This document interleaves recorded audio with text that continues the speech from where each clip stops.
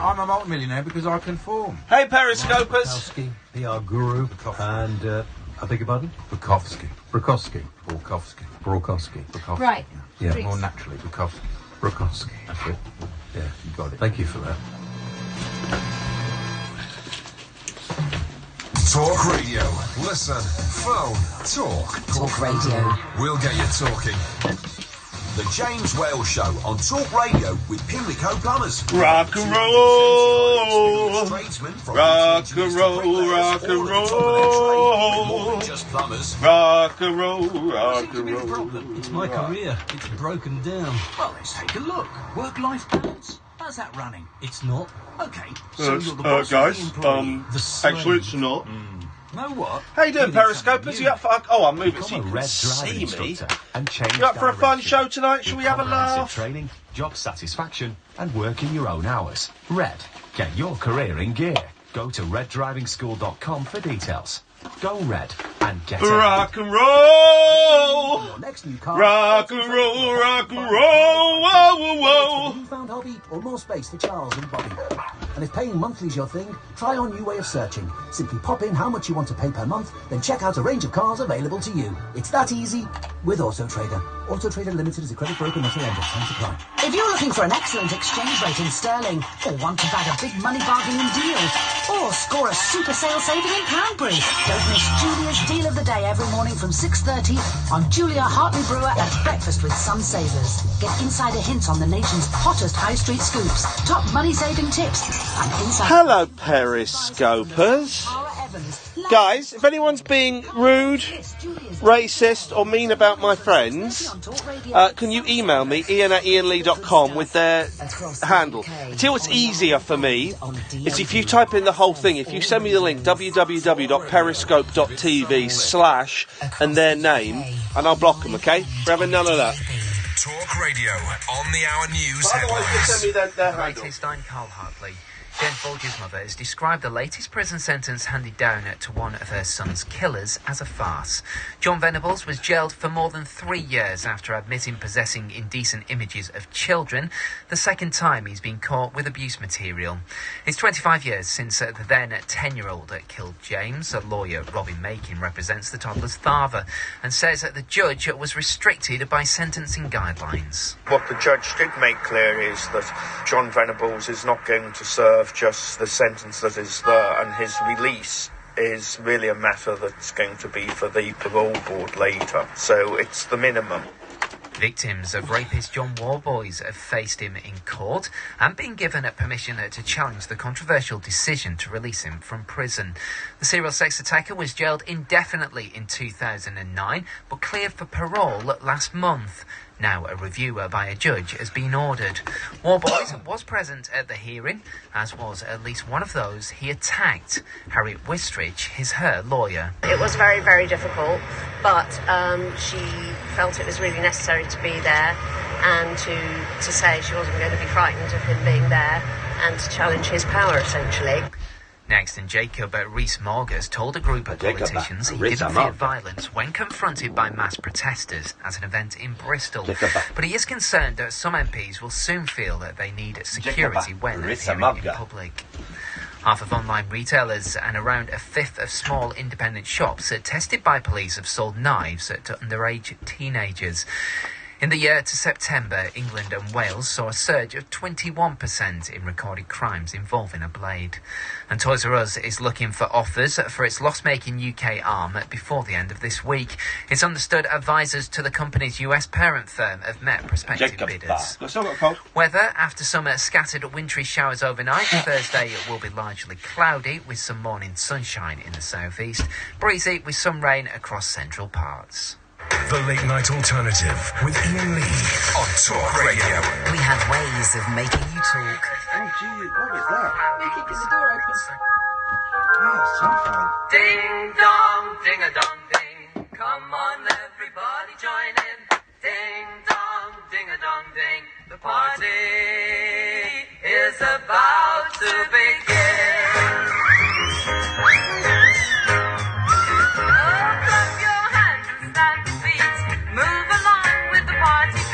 There's games to play and songs to sing, so let the music start to sing. ding-a-dong, ding. Come on, everybody, join in. Ding-dong, ding-a-dong, ding. The party is about to begin. Ding-dong, ding-a-dong, ding. Come on, everybody, join in. Ding-dong, ding-a-dong, ding. The party is about to begin.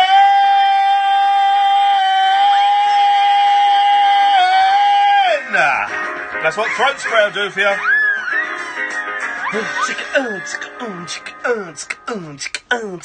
Take it home, yeah. Yeah, man, this is gonna be a mother flipping good show tonight, man. I'm feeling the vibe. The vibe is alive in 75. Gosh. 0344. I've got a numb tongue now. I've just sprayed it with one of those antiseptic sprays, and I've got a numb tongue. It's going to be a fun show. He's made me jump 3 times in a row. It'll be a fun show. One of my favourite actors, John Goodman, has released an album. Oh. And it's surprisingly all right. Is it? Yes, it is. Is it, though? Yeah, it's all right, actually. To do every kind of people. Tell you what, for a laugh, can you go to the Nick Knowles page on Amazon? We'll read some more reviews out. Go on. Really? It feels now like kicking a baby. No. All right. We'll play a track from the John Goodman album a bit later. It's amazing. It's like, sorry? Going to be a titinitis. Titinitis? I don't think. That's when breasts make a high-pitched whistle. Titinitis. Listen. Oh, hang on, let me listen. Let me listen. Do you hear that? Yeah, they are. They are. Your tits are making high-pitched whistle. Well, the left one is. The right one's sort of a lower drone, but yeah. Yeah. Well, on that bombshell... Nick Knowles. On that bombshell, let's go to Blake. Good evening, Blake. Good evening. How are you doing? Doing very, very... I've got a numb mouth. But apart from that, I'm on top of the world. What you got for us? Well, basically, sorry about that. I spat my tongue when I was eating some food. You spat your... hang on, you did what? You spat your tongue out when you were eating some food? No, I burnt my tongue. I was eating some food. You know, when you scald your tongue. What were you eating? It's actually called... I can't really pronounce it. It's a type of stew. Have you ever tried Ethiopian food? I have tried Ethiopian food. What do you mean you can't pronounce it? What? Hang on a minute. What food is there that's unpronounceable? 03444991000. It's something. What the heck was that? No, it's some sort of a. It's like an S, a C, a U, an A. S C U A J. A J I G. I G. H K N. H K N. That's squajign. You pronounce that jign. I mean, I can't pronounce that. Okay, fine, fair enough. Yeah. But it's hot though, is it? Is it hot spicy or is it hot cooked hot? It sort of tastes it's reminiscent to that of a chicken madras. 2 different types of hot, Catherine. There's hot, as my boys will say, is it hot spicy or is it hot hot? Hot spicy, they won't go near. Hot hot, they'll blow on it. Simple as. Okay, well, Blake, well done you for eating from around the world. But that's not what you've called in for, though, is it, Blake? It's definitely not, no. Oh, go on then. So, essentially, well... Yes.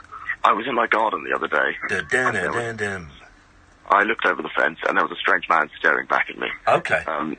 He's my neighbour, but he was giving me a very strange look, so I just went back into my house. Yeah. And then I sort of crawled over towards the conservatory to see if he was still there. Yes. And he was there looking at my house for approximately maybe 4 minutes. I went out to go and speak to him with a torch, and he just walked off. And I'm slightly concerned for my safety at the moment. I'm not sure whether he's trying to escape out of the house. He's a new neighbour. I think he's probably a murderer. Well, or... I should hope not. I really do hope not. Have you thought about this, Blake? You might be invisible. No, you can't do that. You're blowing my mind. Surely not. It happens. No, I'm definitely not invisible. Well, you're eating unpronounceable food. It's the first sign. But what if? What if when we die... Yes. We see the light. That light leads us to when we were born into a new life, and that's why babies cry. Because the babies are remembering their past life. Flip it out, man. Listen, I know you're yanking my chain, but what a What a chain yank to start with. What if when we die, we crawl towards a light and then we're reborn and that's why babies cry? Do you know what? This is insane. I'm going to go with this, Blake, because what if they are crying, right? And they go up thinking, I want to communicate to my mum and dad that I'm an old bloke called Fred. But by the time they get to 6 months, they've forgotten their previous life. Exactly. And you know what's really funny? I'm not going to take credit for this. I did actually see that post on Facebook a few days ago. Oh, Blake, well, you're a comedy thief then. In that case, you can jog on. It has provided us with a great phone in. When have you ever had to hide or crawl in your own home? 0344 499 1000. We've all done it. We've all seen. Oh, bloody hell! It's her. She's coming up. Quick, get down. Get that. Get that. Come over here, and we've all done it. We've all had to hide, and sometimes someone's looked through the window and seen you, and you've had to go, "Oh, we're just playing." Have you done that? I've been caught. Go on. You know, because I'm at home all day, yes. The Amazon man thinks I'm a soft touch. So, after his third visit with someone else's parcel, the next time he dinged the bell, I gathered my children together and we went and hid in the kitchen. Yeah. And they were saying, but he's pressing the doorbell. I said, you'll go away in a minute. It won't be for us. It's going to be for someone else. So just stay in here. Then we heard the back gate open. Yeah. And we heard his footsteps coming around the back of the house. And then we saw his face at the kitchen window. Oh, and he saw us all clustered there. And this time, the parcel was for me. Oh, man. This is it. This is the phone in. When have you ever had to hide or crawl in your own house? 0344 499 1000. Of course. Kids never understand why you're hiding, do they? Catherine and I have reinstated an old game we used to play at BBC Three Counties where we will hide and spring out on each other. But I remember in the past, I've been hiding like 3-4 minutes.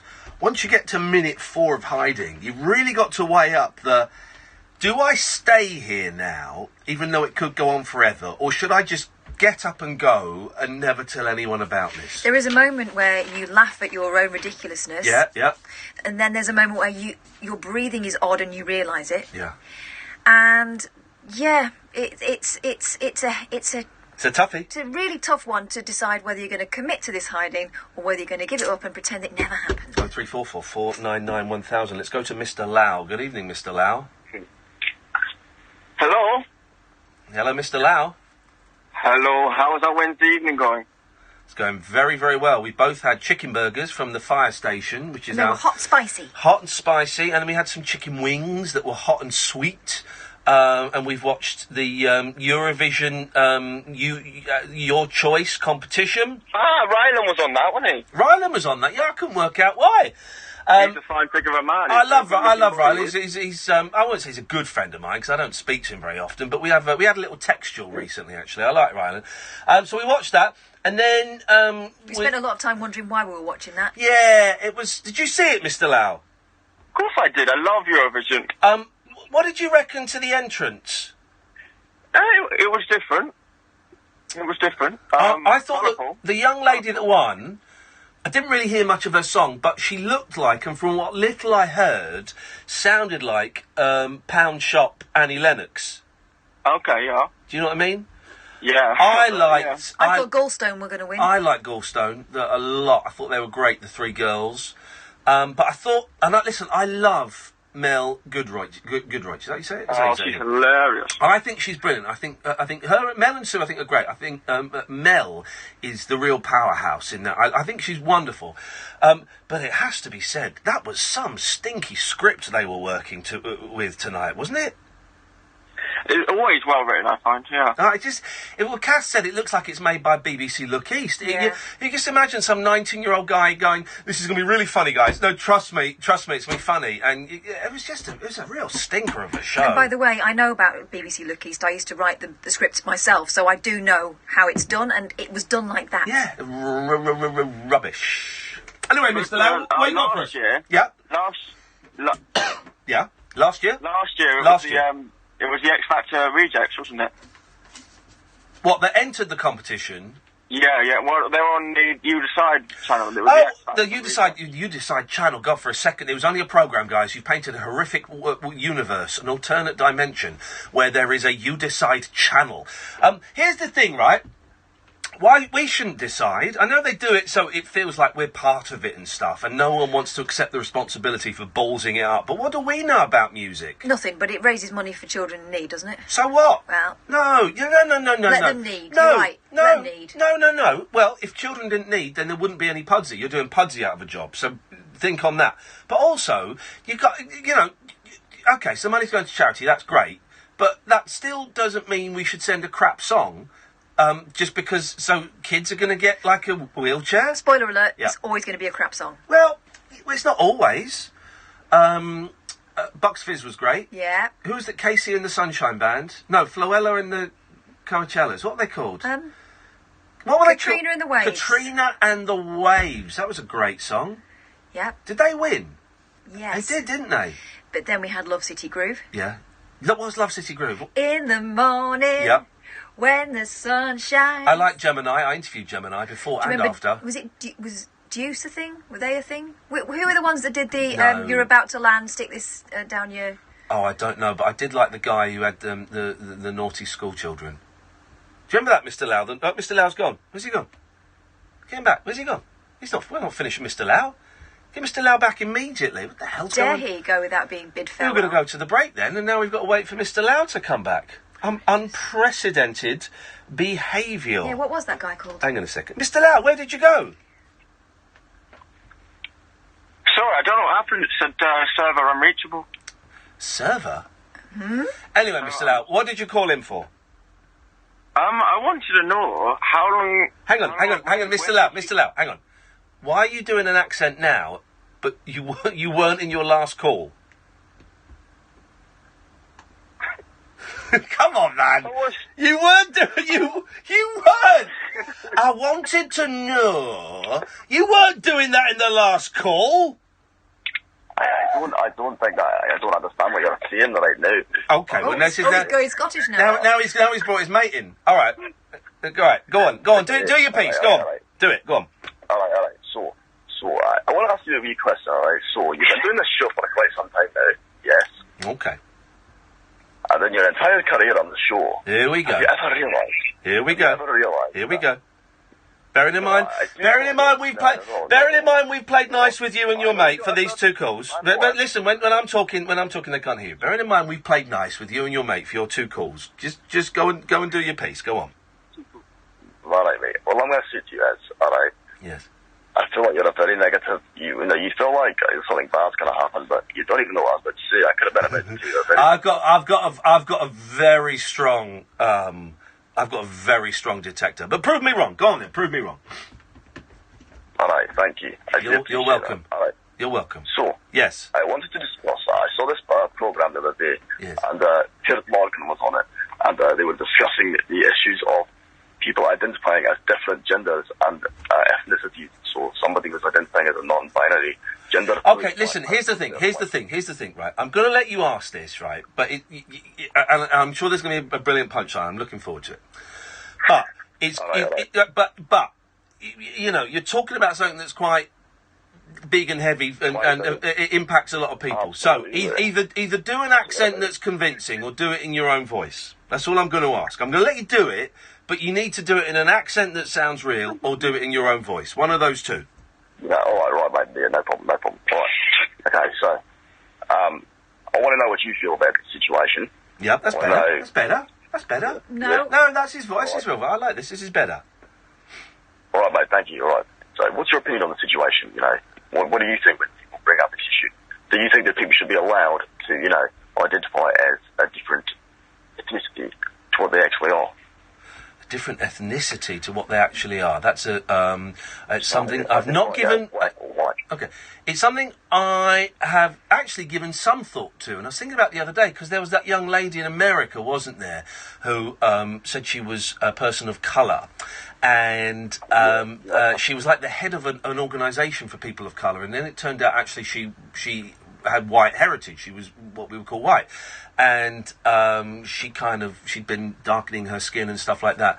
I struggle with people claiming to be of different ethnicity. But that's a real. I've just skimmed the headlines kind of summary of it. The reason I believe it's wrong... No, thank you, not tonight. We have to be able to identify ourselves to police in sort of situations of safety and all that sort of thing. And if it ever gets to the stage where if somebody has spoken to the police, yes, and they've said, did you see the suspect? Were they black or were they white? And if they have to, you know, sort of... If they can legally not... No, it doesn't. I was hoping there was going to be a thunderous punchline, and there isn't. That's a shame. No, because your premise is wrong. Okay, please elaborate on that. I'll do it if you talk properly. I can't say that you would say that. I'll do it if you talk properly, because it's a big thing. So I'll do it if you talk properly. But I'm not going to do it if you talk silly. Okay, I'm sitting thinking I'll talk properly now. All right. Put your mate on. Okay, 1 second. Thank you. Hello? Hey man, how you doing? I'm good. All right. Don't you need to go to an ad break? No, we can be late for the ad breaks. Okay, cool. So what I was originally asking was where... No. What's going on with you guys tonight? We're just looking over the airport. Okay. You drinking? You smoking? What's happening? A bit of both. There we go. Fine.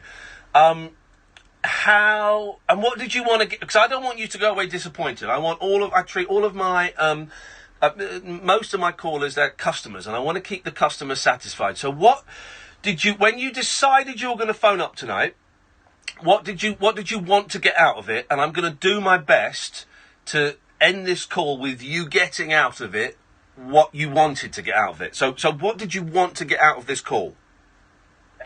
Well, basically... No, I'm not talking to you. I'm talking to your mate. Well, that's very rude. No, I'm talking to your mate. Okay, one sec. They're just having a drink and having a smoke. That's all right, having a good time. I don't want to ruin their buzz. Can you hear us, Mr. Lee? Yep, I'm talking to you. What is it you wanted to get out of this phone call? We just wanted to say hi. Okay, well, all right. Because you are high, and that's the joke. There you go, you see? Stoner humour, I still got it in me. No, you've always had it in you. No, not had it in me for a long, long time, but I did a while ago, definitely. Okay, well, you've said hi, so, I mean, do you feel satiated? In some respect, yeah. Okay, brilliant. Well, then we can all chalk this off as a success. The listener may not, and that's their thing. I can't speak for them.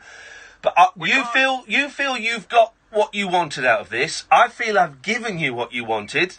Everyone's happy. Yeah. I mean, we can talk about everything. We just can't talk sport. No, well, this isn't talk sport. That's true. Yeah. All right. Well, I'll let you get on with your lovely listeners, and it was good to speak to you. Thank you, man. Good to speak to you too. They've gone to listen to themselves on the radio. That's sweet. Oh, thank you, guys. Cheers, E. All right, mate. Thank you. There we go. That was nice. I enjoyed that. There's a couple of lads having a beer, having a smoke, and phoning up a radio station. That's very 1993, isn't it? That's wonderful. 25 years later. Is that 20? It's 25 years since 1993, a quarter of a century. That's insane. Have I got that right? Yes, it is. It's 25, a quarter of a century since 1993. Wowzers. 0344 499 1000 is the phone number. That's that.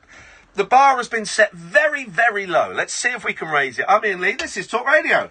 Talk Radio. Contact Talk Radio. Call 0344 499 1000. Text Talk and your message to 87222. Text costs 25p plus your standard network rate. Or you can tweet us at Talk Radio. Talk Radio.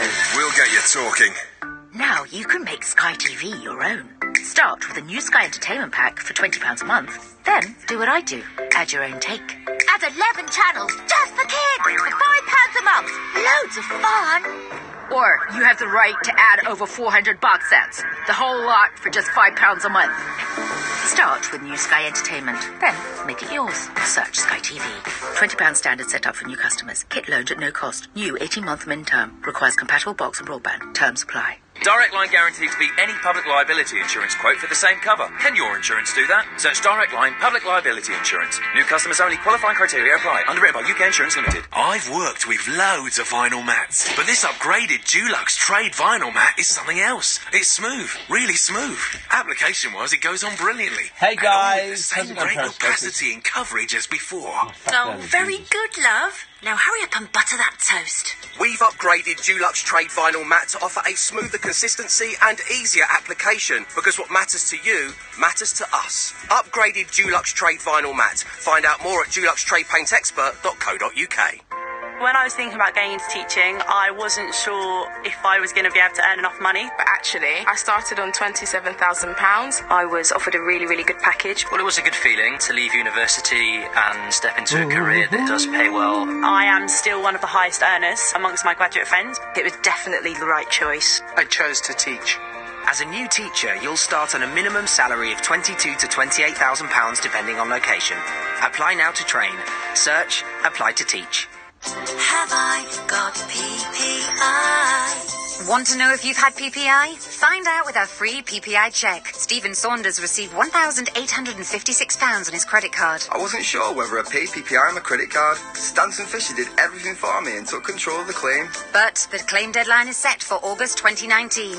So text check to 80800 for your free PPI check. Have I got PPI.com? That's check to 80800.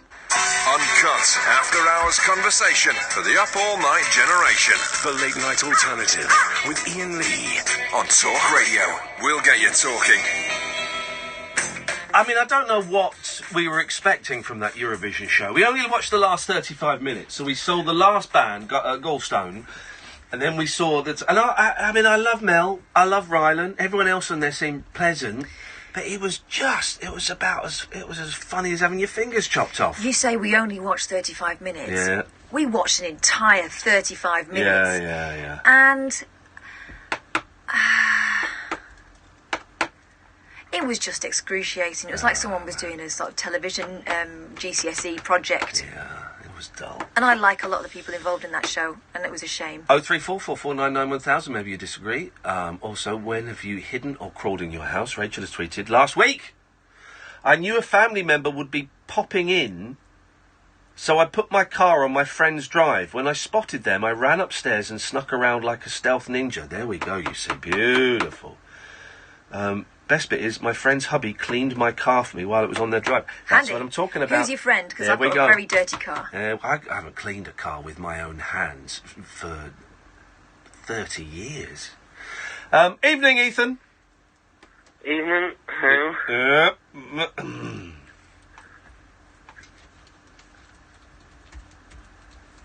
Hello? Yeah, hello.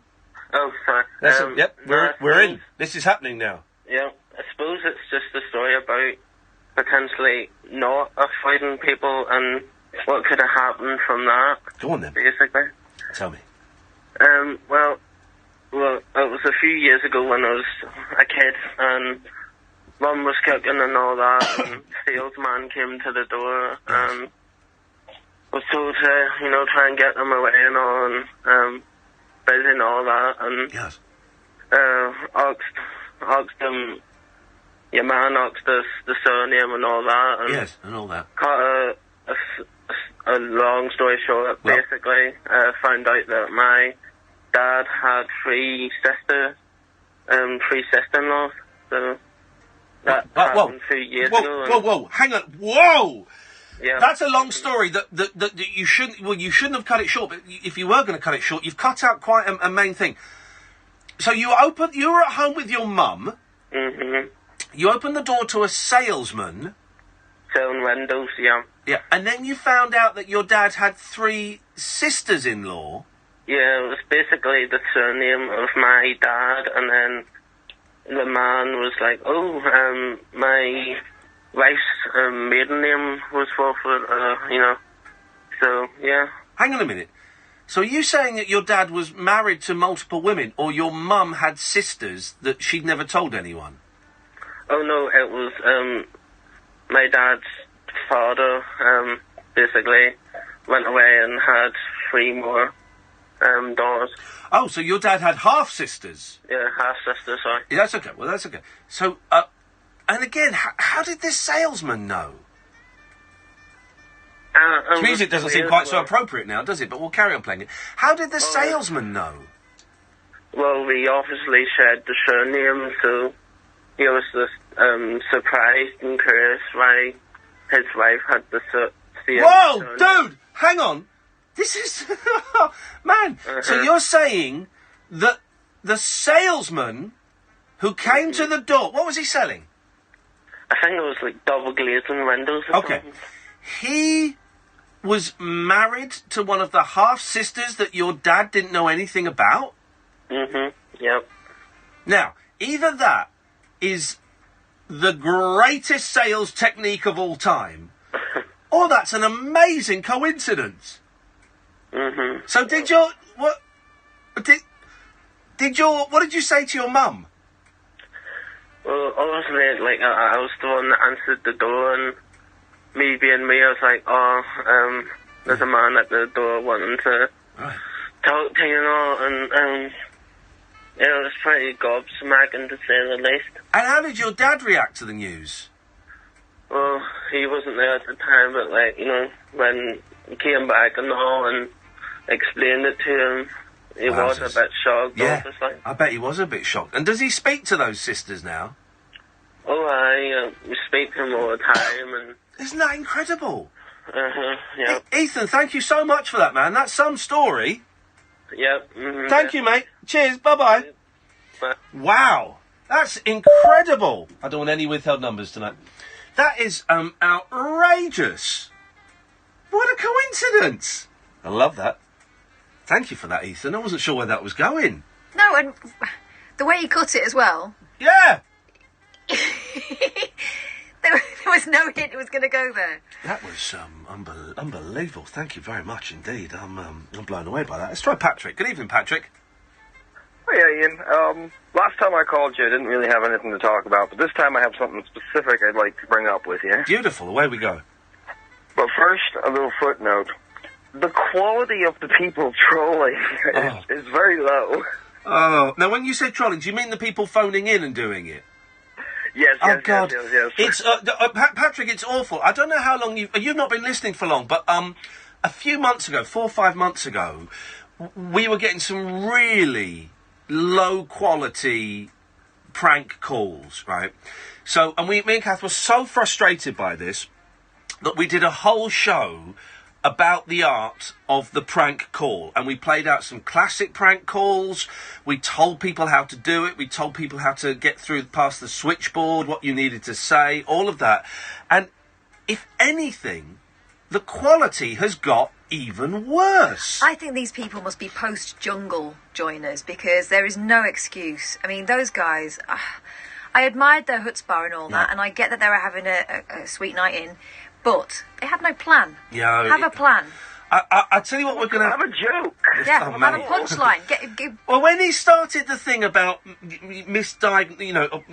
claiming you're from one race or another, I thought, okay, well, this could be a little bit near the knuckle, but he's building up to. He's got a joke he's building up to, and if it's something that's ridiculously offensive, we'll diffuse it.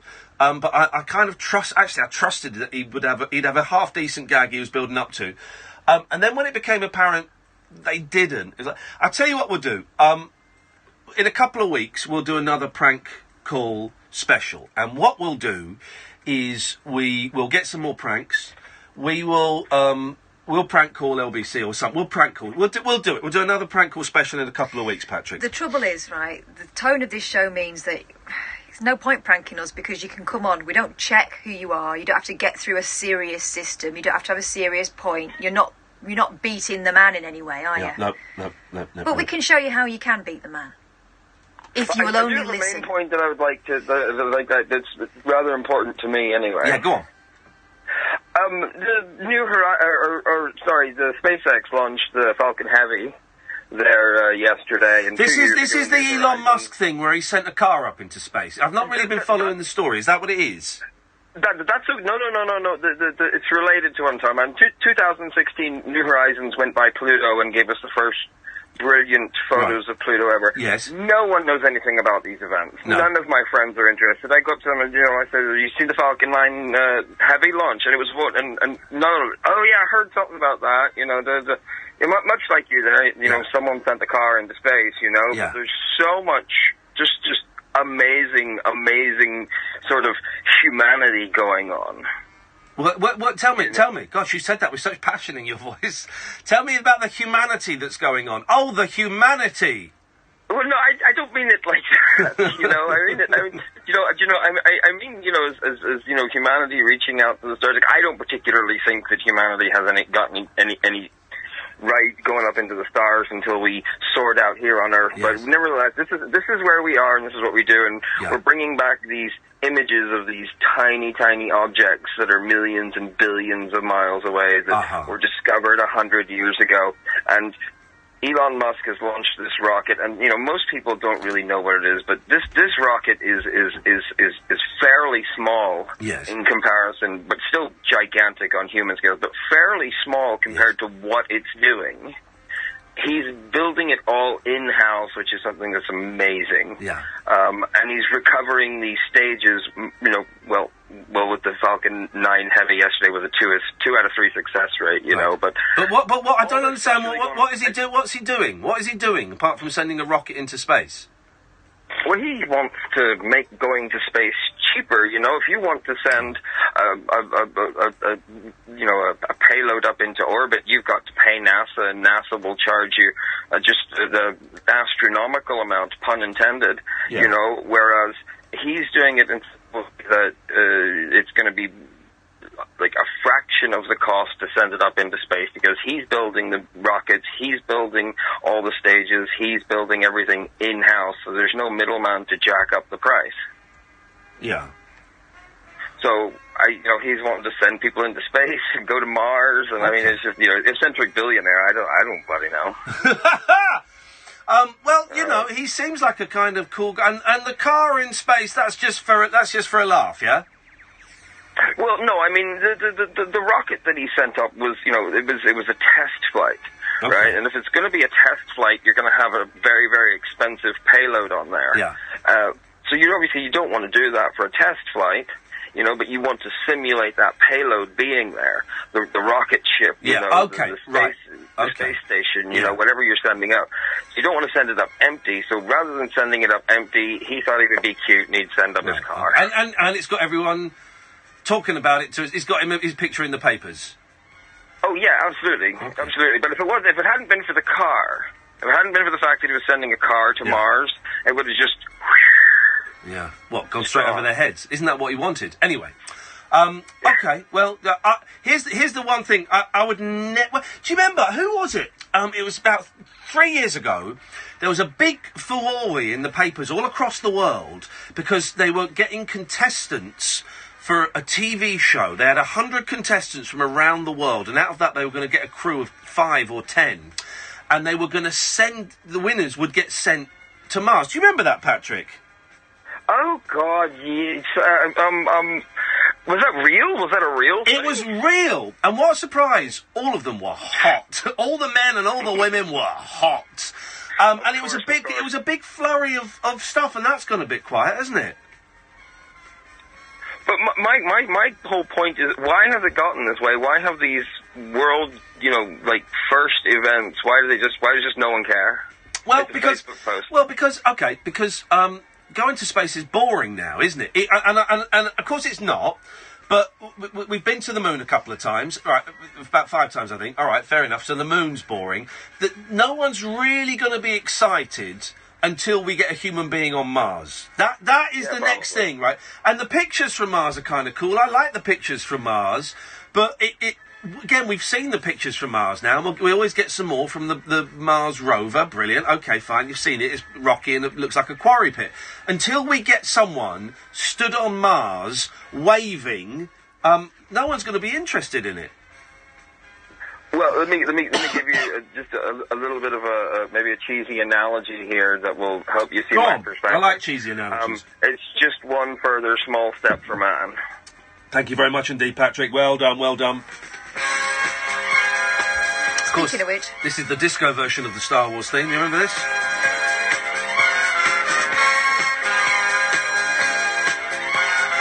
Here's the challenge I mentally set myself when I was talking to Patrick, okay?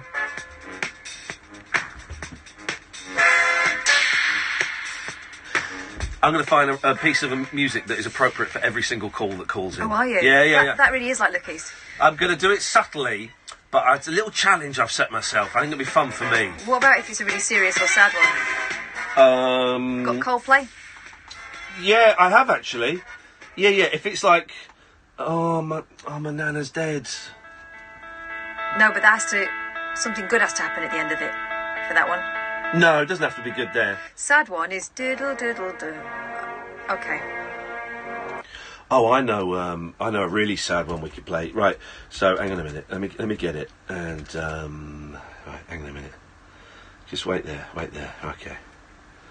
Just wait for the advert. Right. Okay, so what you need to do is I want you to tell me that your nana's died. Oh, she has. My grandma did. Oh, God, I'm sorry. It was a while ago. Yeah, I'm sorry to hear that. Still quite sad about it. I know. Speaking of television to music. Yeah, your timings are atrocious. Oh, man. Oh. Across the UK, online and on DAB. A radio star is born. Oh, yeah. You're going to love Talk Radio. This is a nice Hello, I'm Alyssa, and I was diagnosed with cancer. You can help children like Alyssa beat cancer sooner. Hey, Periscopers. Clothes, accessories and home are in a bag and donated at TK Maxx. They could be worth up to £30 a bag when sold by Cancer Research UK. Give up clothes for good at TK Maxx. And help children like me beat cancer sooner. Right now at Wren Kitchens, get a Zanussi dishwasher for only £199 when you buy 5 or more fully assembled units. Hurry, offer ends 10 p.m. tonight. I didn't play with toys as a kid. I played with engines. Became a mechanic's apprentice at 16, but eventually I wanted a new challenge. So I joined the Navy, and I took what I knew about cars and applied it to destroyers. I learned to fix anything, anywhere, in any situation. And now I help keep £1 billion of warship up and running at all costs. Me, Ravi, born in Stockport, made in the Royal Navy. Start your journey. Search Made in the Royal Navy. Ever crossed your fingers and searched online for a local tradesperson? And if they turned up, fixed the problem, and didn't let you down, what a hero. Well, now you can uncross your fingers, because localheroes.com has taken the look out of finding a tradesperson. There's no call-out charge, and all work comes with a 12-month British Gas guarantee. So, whatever the job, there's a local hero for that. localheroes.com. At WeBuyAnyCar.com, we live by one simple rule. Be more like Philip Schofield. I'm flattered. Hello, Phil. It might sound weird, but by being more like lovely Phil, we hope to make selling your car a bit nicer. For instance, Phil wouldn't haggle, so neither do we. Fantastic. I'm really very impressed. Thank you, Philip. Enter your edge now at WeBuyAnyCar.com. So quick, so simple, so Schofield. Admin fee may apply. For more information, see WeBuyAnyCar.com/info. George McTavish, Neephead Galloway, you have been found guilty of presenting dangerously compelling radio. How do you plead? Guilty, as charged. Never said that before. The mother of all talk shows, with George Galloway. Join me for 3 hours of double galvanized opinion, supercharged debate, and highly energized crystalline vision.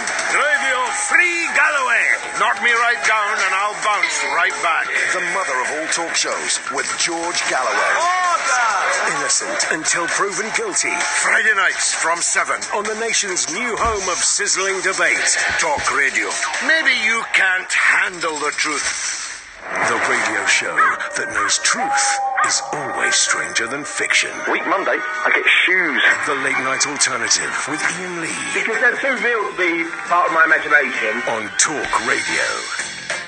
03444991000. Jamal in Spain will come to you in a bit. Gary, Kadir, Zach, Hannah, Simon, Alan will come to you in a bit. Catherine, earlier on we asked you to find out the latest reviews on Amazon of Nick Knowles' album Every Kind of People. Okay. Which is now was retailing, I think, for $14.99. How much is it on Amazon now? I think it is. Let me see. Because I know someone posted a picture of it in a shop and it was $1.99. Let me just pan up. Let me pan up. $5.99. Okay. And it's available on Prime. And I bet it's also available for a penny. Would there be one for other buying options? Penny? Let me see. Bet it is. Let's see. Hang on, I've been panning through the old... Well, don't worry about that. Let's have the reviews then. Let's have the reviews. Oh, it's too late now. We're looking at your different buying options. Okay, well... Every kind of people, Nick Knowles.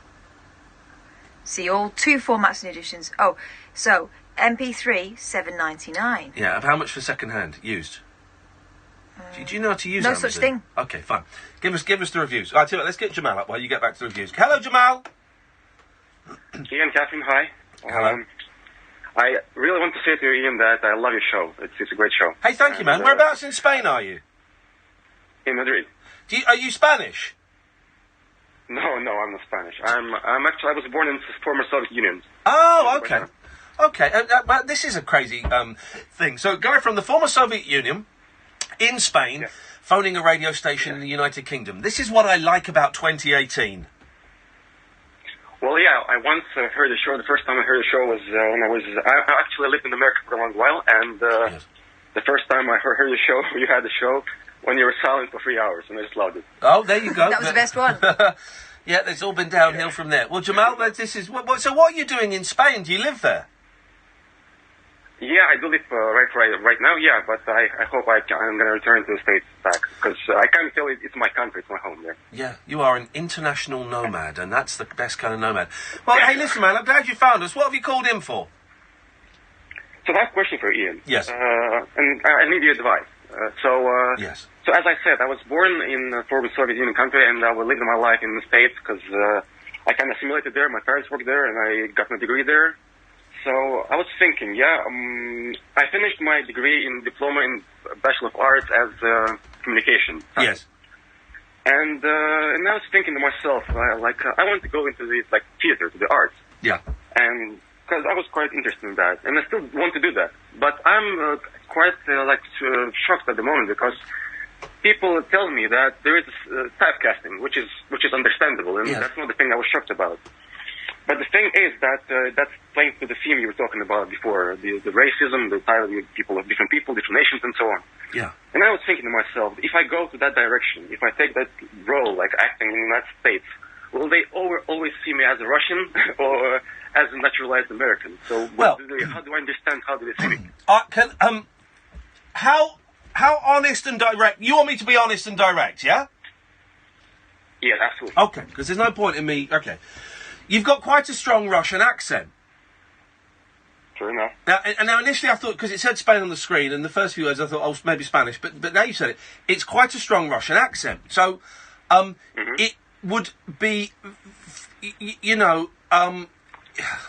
I would imagine it would be difficult for you to play, for example, the son of, an American homegrown couple from Texas. Do you know what I mean? So you got a Texas mum and a Texas dad, and then but their son's got a Russian accent. I don't know about that. But America is such a melting pot, although some historians will call it a salad bowl. But let's be generous. It's such a melting pot of different races and colours and accents and religions and all kinds of things, particularly in the artistic areas of America, that I wouldn't have thought. I would have thought that you could somehow use your history and your accent to your advantage. There'll be less blokes who've lived in Spain and come from a Russian background going up for gigs than any other kind of people. I'd be pretty sure. Well, the good thing and maybe the bad thing is that right now I'm a bit nervous calling you. That's why the Russian accent is stronger, you know. Oh, okay. So, okay. Well, listen, I know you're nervous. All right. Yeah, but. Concentrate. Can you concentrate? Give me all right, here we go. This is going to be the test, Joel. I'm putting you on the spot. Imagine I'm Steven Spielberg, right? And I'm in a bar. Yeah. And you've seen me, and you've come up to me, and you've seen me, and you've gone, oh my God, it's Steven Spielberg. This is my one and only chance to go and do an audition for him. And I mustn't let him know I'm Russian. I'm going to do my best American accent. So I'm Steven Spielberg. You're walking over to me from the bar to the table in the restaurant I'm sat at, and you're going to speak to me in your best American accent. Go.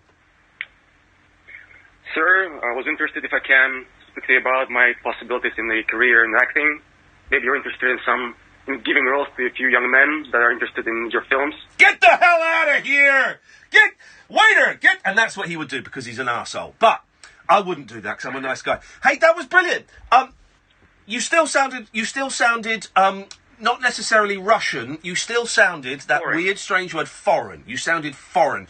And it was, it was kind of a vague enough accent, and Catherine knows more about languages and accents than me, so I'll let her speak in a second, but to me, it felt like a vague enough accent that it could have been any kind of Eastern European, it was a much wider base than just Russia. Yeah, I mean, to the Americans, you'll sound just vaguely European, I think. Yeah.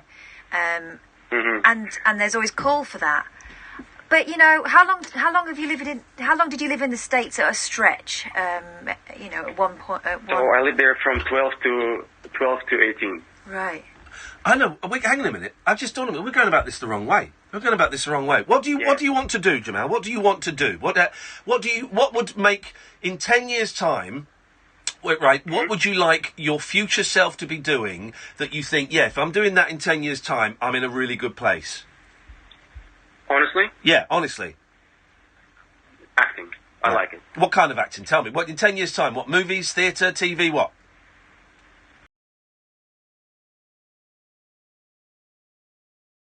But we're looking at this as just go and do it. Go and do it. You know why? That's the thing is that I'm concerned about is the fact is that I'm told that people there they don't care about how you speak. What do you do? They cast you as they want to see you, not like you are. Yeah. And that's the thing. That's the problem. I mean, I've never heard of any Russian actor in States because I heard of British. I have German, French. Yeah, and that's the thing. They're going to cut you off without even. Here's the thing. I bet there are Russian actors in the States. I bet there are. Of course there are. What are we even saying? Of course there are.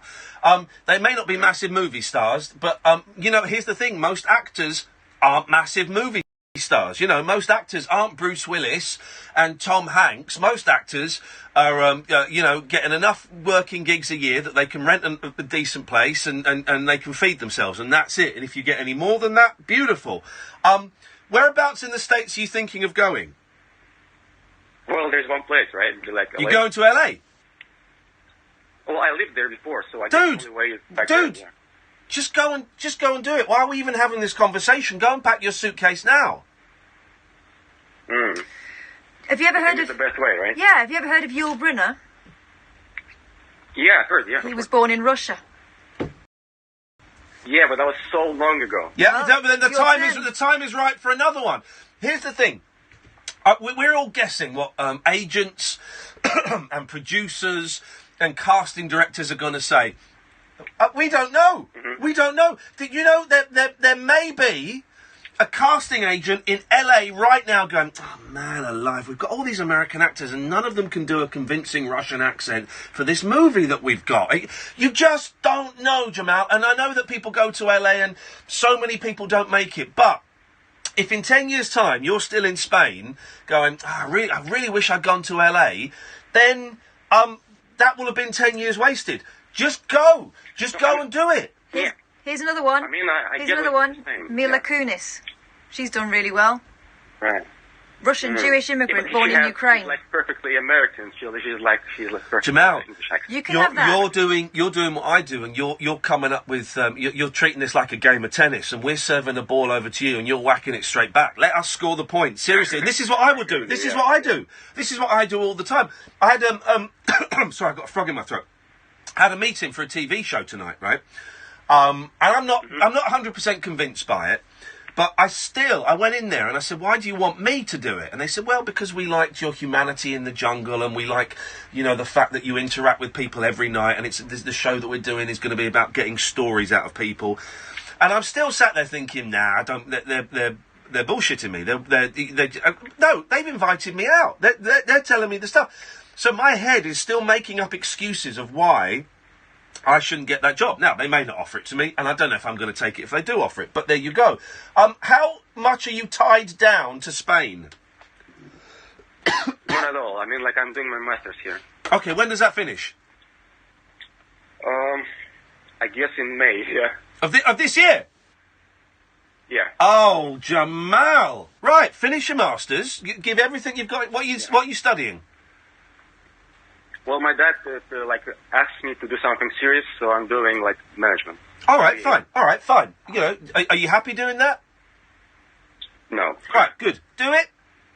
Get the best grade you can, so you can go and say to your dad, "Look, I've done my part of the deal. I'm now going to spend the next 3 years pursuing my dream." Well, Ian, the thing is that the most, I don't understand is that in this multicultural world, and my dad he's like Greek, and my mom is Turkish.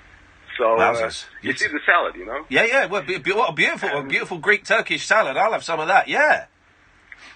Yeah, but the thing is, I don't even look Russian, but I have the accent, and it takes work and so on. And well, okay, fine. Well, then, understand what to do. Well, in that case, then just keep practicing. Spend a day as a Texan. Spend a day. Sorry. Spend a day as a New Yorker. Spend a day as a week as a Texan, a week as a New Yorker. Watch movies. Copy their voices. You can get tapes. There'll be YouTube videos. No, tapes. Listen to me. There'll be YouTube videos. Learn this accent. Do that until you've got that down as best as you can.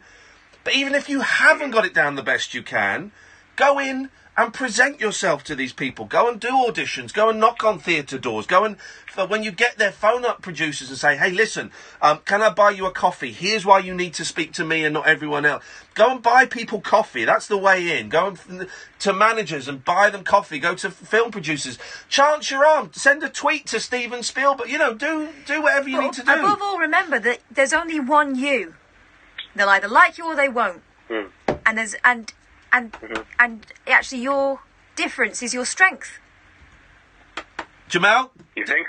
I think so. Jamal, own it. Do it, man. Finish your masters. Make your dad happy, and then go and do it. Thanks, guys. You're the best. Nice one, man. I'll speak to you when you're a big star. Thanks, bye. Thank you. He won't be speaking to us anymore. He won't be speaking to us. What a nice guy. Sorry, I got a frog in my throat. What a nice guy. He's a golden years, right? When he's not tied down by anyone else. He's got the world at his feet. I know he feels like it's limited to him. No, now is the time. Have a go. I tell you, it's boiling in there, isn't it? I know. I tried putting the fan on. It's got a fan over here. It's blowing up. There we go. Whack that on. Dear God, it's boiling in there. I enjoyed that. What a nice guy. We've got so many calls lined up. I'm enjoying this nice, gentle stroll through the calls. So, everyone who's waited, if you want to hang on until after 11, I will get to you eventually, I promise. It's not going to be at the speed that maybe some of you want, but I will get to you eventually. We've got 3 lines free if you want to call up, 0344 499 1000. I have to be honest, I am picking out people whose names I don't recognise, because we've got some great regulars calling and it's great, and I will get to you. But I'm kind of an old tart, me, and if I see a new name, I go, "Oh, I wonder what they've got to offer." And actually, the first hour, I think you may agree, I wouldn't be so presumptuous, they've offered us quite a lot. So, we have talked about acting, we've talked about making it big in America, we've talked about Russians, we have talked about when have you had to crawl or hide in your house, we've talked about Eurovision, and we'll get the Nicky Knowles reviews, and also we'll play this song from the new John Goodman album. 0344 499 1000. I am Iain Lee. You are listening to the Late Night Alternative on Talk Radio. Talk Radio. Join the Talk Nation. Pick up your phone and Talk Radio. We'll get you talking. If you want a car on finance, how do you even know what cars to look at when you don't know what your monthly payments will be? Should I be looking at a Porsche 911 or a Vauxhall Astra? It's about time someone thought of a better way. They have. Car finance 24/7. You can get your finance before you get your car, so you know what you can afford. Well, yeah, that's better. That's carfinance247.co.uk. Car Finance 24/7 is a broker, not a lender. I've worked with loads of vinyl mats, but this upgraded Dulux Trade vinyl mat is something else. It's smooth, really smooth. Application-wise, it goes on brilliantly, and all with the same great opacity and coverage as before. Oh, very good, love. Now hurry up and butter that toast. We've upgraded Dulux Trade Vinyl Matte to offer a smoother consistency and easier application, because what matters to you matters to us. Upgraded Dulux Trade Vinyl Matte. Find out more at duluxtradepaintexpert.co.uk. The hit drama Jamestown is back for a second season, and this time they're under more threat than ever. I bring sour news. We have a traitor amongst us. Catholic spy. Same town, new dangers. I am noble warrior blood. Jamestown, Season 2. Returns with a double episode, February 9th, exclusively on Sky One. Any soul who comes here should have no dream of returning. That life is gone. I'm there as she's rushed down the corridor of A&E. Her blooded hands are hanging limp from the side of the hospital bed. She desperately needs a transfusion. She keeps asking for her fiancé. We turn the corner, and I'm here, finally, in the snack aisle. I pick up a selection of crisps before realising that I forgot the potatoes. Back to the fruit and veg aisle it is then. As a blood donor, you can save someone's life while going about yours. Register at blood.co.uk. Across the UK, online and on DAB. Talk Radio, on the hour news headlines. With the latest, I'm Carl Hartley. The mother of James Bulger has criticised the sentence handed down to one of her son's killers for having indecent photos of children on his computer. John Venables has been given a term of more than 3 years for also possessing what was described in court as a paedophile manual. It's 25 years since the then 10-year-old killed the toddler. A spokesperson for James's mum, Denise Ferguson, made a statement outside court earlier. The length of the sentence is too short. 3 years is really a farce, because this is reoffending and there is a pattern to this behaviour. Next, and a High Court judge will review the decision to release serial rapist John Warboys from prison. 2 of his victims and the Mayor of London have been given the go-ahead to challenge it. They'll also be able to see documents on why he's been recommended for early release. Their lawyer, Harriet Wistridge, spoke outside court. We're obviously very pleased that permission has been granted to proceed and that we will be provided with the dossier, and we're looking forward to being able to really understand and scrutinise all the material before the parole board dossier. Now, passengers will not face massive hikes in fares as a result of the cost of building a new runway at Heathrow, according to Chris Grayling. The third runway was due to cost around £16.8 billion, but Heathrow claims it can complete the project for a mere 14. A leaked survey says almost a fifth of people working at Westminster have experienced or witnessed sexual harassment or inappropriate behaviour in the last 12 months. The full findings of a report alongside the recommendations are set to be published tomorrow. And a blind man who's scared of dogs is to get a guide horse. Mohammed Salim Patel from Blackpool, who has a degenerative eye condition, says he had given up hope of having guide animals because of his phobia. After some scattered wintry showers overnight, Thursday will be largely cloudy with some morning sunshine in the southeast, breezy with some rain across central parts. The Late Night Alternative with Iain Lee on Talk Radio. We have ways of making you talk.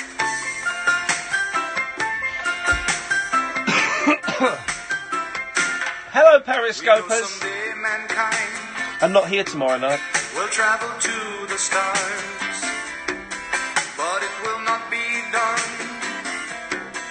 in tiny compact cars. The interstellar trip would take 100 years, and we don't want to cramp your pretty legs up with tears. So I will pick you up about 1:45, and we will pick up speed as we hit the hill. And then I drop the caddy into overdrive, and we will take right off into the starry sky. Thank you. We got $1 million worth of metal gas and a reservation for the room. Tonight we're gonna drive the Eldorado to the moon. We're gonna drive the Eldorado to the moon. the Soviets, la la la la, they must be most upset. Yet, yet, yet, yet, 'cause they cannot build a car like my LD yet. It's got the fireplace, it's got the swimming pool. If we need extra space, it's got the back seat too. We got $1 million worth of Bethel gas and a reservation for the room. Tonight we're gonna drive the Eldorado to the moon. We're gonna drive the Eldorado to the moon. Tonight we're gonna drive the Eldorado to the moon. We're gonna drive the Eldorado to the moon.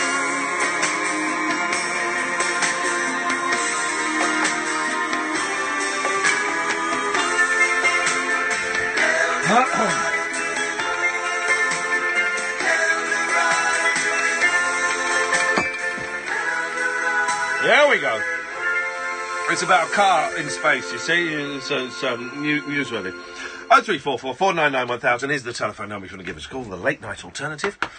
With me, Iain Lee, on Talk Radio. Catherine Byler's here as well. Hello. And we're just talking a load of old rubbish.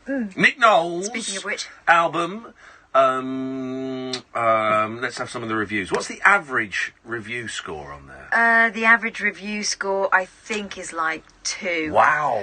Yeah. That's bad. Okay. Or 1. Yeah. But I'm going to read you some, positive reviews. 5 stars. There we go. Now that's what I call a vanity project by Piggins. Word on the street was that to get himself in the right mood to lay down these tracks, Nick recorded them all in one go in a studio with wall-to-wall mirrors and wearing nothing but a top hat, cowboy boots and a pair of crotchless panties. Gosh. Be that as it may, I wouldn't give this album, which should have been called Caterwauling from a Midlife Crisis, to your worst enemy, as they'd only give you 10 copies back. The upside is that Guantanamo Bay has found that playing Nick's crooning with detainees was a much more effective form of torture than waterboarding. Ghastly. Golly gosh. From Coma to Death by Trish. My father was in a coma until I played this by his bedside in faint hopes of rousing him. No! He's dead now. Thank you, Nick.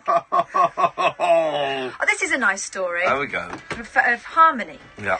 The Peacemaker by Jason H. I haven't had good relations with my neighbour Andy since moving in 7 years ago. He's a right-wing thug with 2 pit bulls. Yep. I'm a lefty. He voted Leave. Me Remain. He buys the sun and hates foreigners and women. I have a foreign girlfriend. We've had nothing but anger and hate of him. That was until I bought this album. I was just 3 tracks in when there was a knock at the door. It was Andy, stood there in his West Ham shirt, shorts and flip-flops, tears streaming down his face. He slowly shuffled towards me and put his arms around me. We held each other weeping until Your Body is a Wonderland faded out. He just looked into my eyes and mouthed, sorry. I told him everything is going to be okay and just quietly said, it's so beautiful. Since that moment, Andy's completely changed. He's helping out with my missus down the Polski Slep and gets us round for homegrown beetroot and vodka nights in his garden shed pub, all while listening to every kind of people, of course. The St George cross in his garden now flutters gently alongside another EU flag with Nick's face superimposed on it, surrounded by stars. That's brilliant, isn't it? The effort that's gone into that. People really do love that album.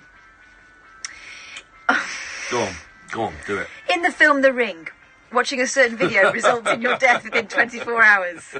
This is the oral equivalent. Oral it's equivalent. pronounced oral, yeah. First, my wife listened to this album. She was dead by the evening with her head simply exploding. My daughter then played My daughter then played the CD. Hours later, she was fatally injured when her bed ate her. Wow. The following day, my son listened to it. We don't know what happened to him, but we found one of his severed limbs in each of our 4 bedrooms.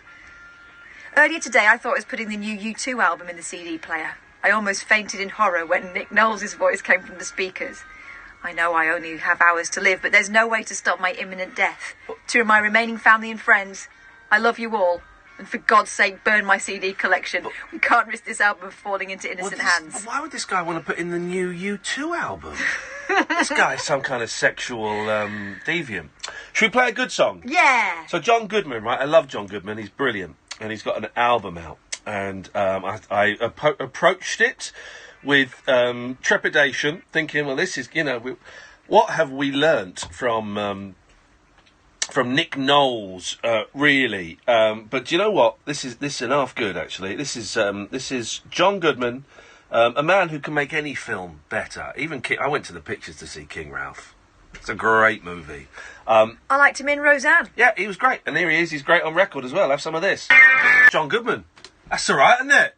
That's all right. It's not out yet. I got whiff of it, and I managed to get the PR company to email me what I believe is called an MP3. So good. But it's good. I'll let you know when it comes out. And wouldn't it be great? Wouldn't it be great to get John Goodman to the top of the charts with a song like that? Let's go to Paula. Good evening, Paula. Hello, Ian. Hello, Paula. Hello.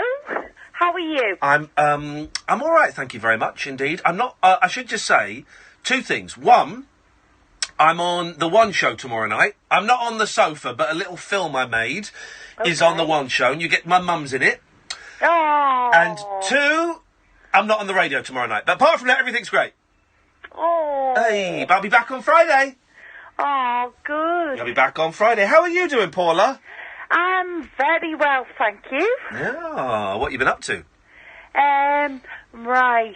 I just want to speak about a documentary. Yes. I watched. Oh yeah, go on. Last night about the suffragettes. Oh yeah.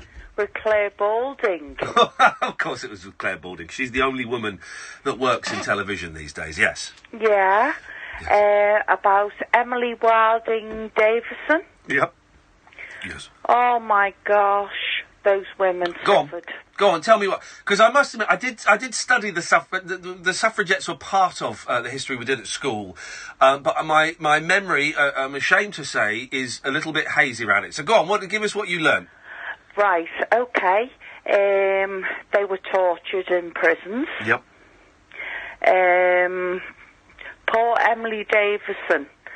She was a governess. And she went through Emily Pankhurst. Yes.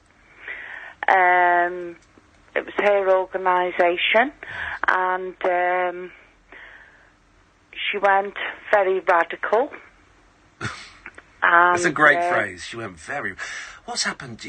What's happened to Emily next door? No, she went very radical. No, Emily? No, she didn't. She did. She's the one that went under the king's horse, isn't she? No, she didn't. Ah. Oh. Which one's she then? Right, it's the same lady, but she didn't run under the king's horse. Oh. What happened to her was, she was a governess. Yes. And prior to that, she was educated at a school somewhere, and her father died, so they couldn't keep up the payments. Oh, yeah. So she had to enrol as a governess. Yes. But while she was at this school, she'd learned about the suffragette movement. Yeah. And anyway, she joined them. Yes. And what happened was, she was rallying, going through demonstrations for the women's vote. Yes. And she went under many arrests. But no horses? Not yet. No. Well, not yet. No. But anyway, they went on to do things more radically, like burning places and stuff, but there was no record of anyone being harmed. There was a lot of things hidden. So hang on, did anyone go under a horse or not? No. Well... Someone went under a yes, horse. She did. She died after being having a fractured skull after going under a horse at the Epsom Derby. No, what happened was, this woman had been tortured in prison. She'd had 49 because they went on a hunger strike Yes. in the prison to get the women's Okay. vote. Yeah. And she was force-fed Yes. through a tube, Yes. and the screams were horrendous from It- fellow supporters of the women's vote. Yes. And she was held down Yes. with this tube through her Okay. down her throat. We know how force feeding works. We don't want to. But that's cruel. That's torture. Oh, it's cruel. Force feeding is cruel, of course. Okay, but maybe could we not be thinking of two different people then? Because one suffragette definitely went under a horse. Called Emily Wilding Davison. Well, hang on a minute. Right. Well, I watched Claire Spalding's. hang on. I'm gonna go. Yeah. It was on Channel 4 last night. Right. Yes. And she delved into everything. Right. And the archives, a lot was hidden. Yeah. A lot of... it was all propaganda through the press and everything else. Yeah. That woman suffered horrendously. Yeah, and she suffered horrendously under the hooves of a horse. No, she didn't. No. She suffered in jail. Well, she may have suffered in jail, but she also suffered under the... I mean, I've just Googled it, right? This is The Guardian. But what I saw last night... Yes. They done technology. Yes. And what she was actually doing... Yes. She wasn't trying to kill herself. No. Because... Yes. What she was doing was... She was reaching up to try and attach a scarf to its bridle. She held in her arms. Oh, God. Yes. In one of her arms. Yes. Votes for women. Right. And that's what she was trying to get. Yeah, the King's horse. Yes. And then she thought- got trampled by the King's horse. She did get trampled. Oh, you've just... Paula, you've just spent the last 5 minutes saying no, she didn't. No, what I'm saying is, Ian, she did. But No, she died right away. No, we didn't say that she died right away. We said she got trampled by the King's horse. Yeah. And was killed by the trying King's to horse. Go over the documentary award. No, but what you've done is every time we've said she got trampled by the King's horse, you went, no, she didn't. No, what happened was... No, we know what happened. We know. She died in hospital 4 days later. Yeah, from the injuries sustained by being trampled by the King's horse. Paula, thank you very much for that. At the beginning of that, I knew shamefully very little about the suffragettes, and at the end of it, I knew actually less about the suffragettes. Thank you, Paula. This is the late night alternative. Votes for women. Not all of them. This is the late night alternative on Talk Radio. Talk Radio. 24-hour radio debate and entertainment. Talk Radio. I thought We'll that get there you was talking. they found If you're looking for uncovered an some, excellent exchange you rate know, in sterling, or want to bag a big money bargain deal, or Oh, score a Silverman, super sale saving in Poundbury, don't miss Julia's deal of the day every morning from 6:30 on Julia Hartley Brewer at Breakfast with Sun Savers. Get insider hints on the nation's hottest high street scoops, top money saving tips, and insider consumer news and advice from the Sun's Tara Evans, live in the studio. You can't afford to miss Julia's deal of the day. Weekday mornings from 6:30 on Talk Radio with Sun Savers. Welcome to the good stuff. What seems to be the problem? It's my career. It's broken down. Well, let's take a look. Work-life balance? How's that running? It's not. Okay, so you're the boss or the employee? The slave. Know what? You need something new, mate. Become a RED driving instructor and change direction. With comprehensive training, job satisfaction, and work in your own hours. RED. Get your career in gear. Go to reddrivingschool.com for details. Go RED and get ahead. You'd be surprised at what's hidden by the trees and hedges that line country roads. An unsuspecting motorist would never know about this brown bat, for example. Or this great crested newt. This common stoat. Or that truck. Because the trees and hedges that line country roads also hide oncoming hazards. So the motorist entering that bend never suspected that an oncoming vehicle was veering into his lane. If you could see the danger around the bend, you'd slow down. Brake before the bend, not on it. think. I've worked with loads of vinyl mats, but this upgraded Dulux Trade vinyl mat is something else. It's smooth, really smooth. Application-wise, it goes on brilliantly, and all with the same great opacity and coverage as before. Oh, very good, love. Now hurry up and butter that toast. We've upgraded Dulux Nigel, Trade quick vinyl mats observation, to not offer a critical, but smoother some interaction with the periscope is consistency to and make it more easier application, because what matters interactive. to I'm busy you doing a radio matters show. to us. Upgraded Dulux Trade vinyl mats. So, Find out and I more at can't Dulux read Trade it Paint because it's so far away, so I can't read what's being said. The periscope is always a bonus. It's not, you know, I'm aware it's not the show. So sorry. On Talk Radio. 0344499 1000 is the telephone number. Let's go to Nick. Good evening, Nick. Oh, good evening, Ian. First-time caller, long-time listener. Well done. There we go. That's the script that we want to hear. How you doing, Nick? Yeah, I'm all right, man. What you got for us, boss? I think I'd rather have listened to that album by Nick Knowles than that lady, but she was sweet, yeah. So there was some confusion, not on our part, but there was definitely. So she's a good caller, Paula, and I like her contributions, but there was definitely some confusion going on there. Yeah, I'm not far from Epsom Racecourse actually, so it's quite a famous thing, that, isn't it? Yeah. It's a very famous thing. That, yes, it is. Yeah, very topical. Yeah. I've never been horse race to watch the horse racing. I don't think I'd like it. I enjoyed it. I think it's cruel. Well, it wasn't jumps. Well, I think riding horse. Listen, if they're saying that I now have to destroy the photo of me riding an elephant in India because that's cruel. You see, there's a furore about. No, is there a furore? There's a furore because Monty Don was seen mounting an elephant. Oh.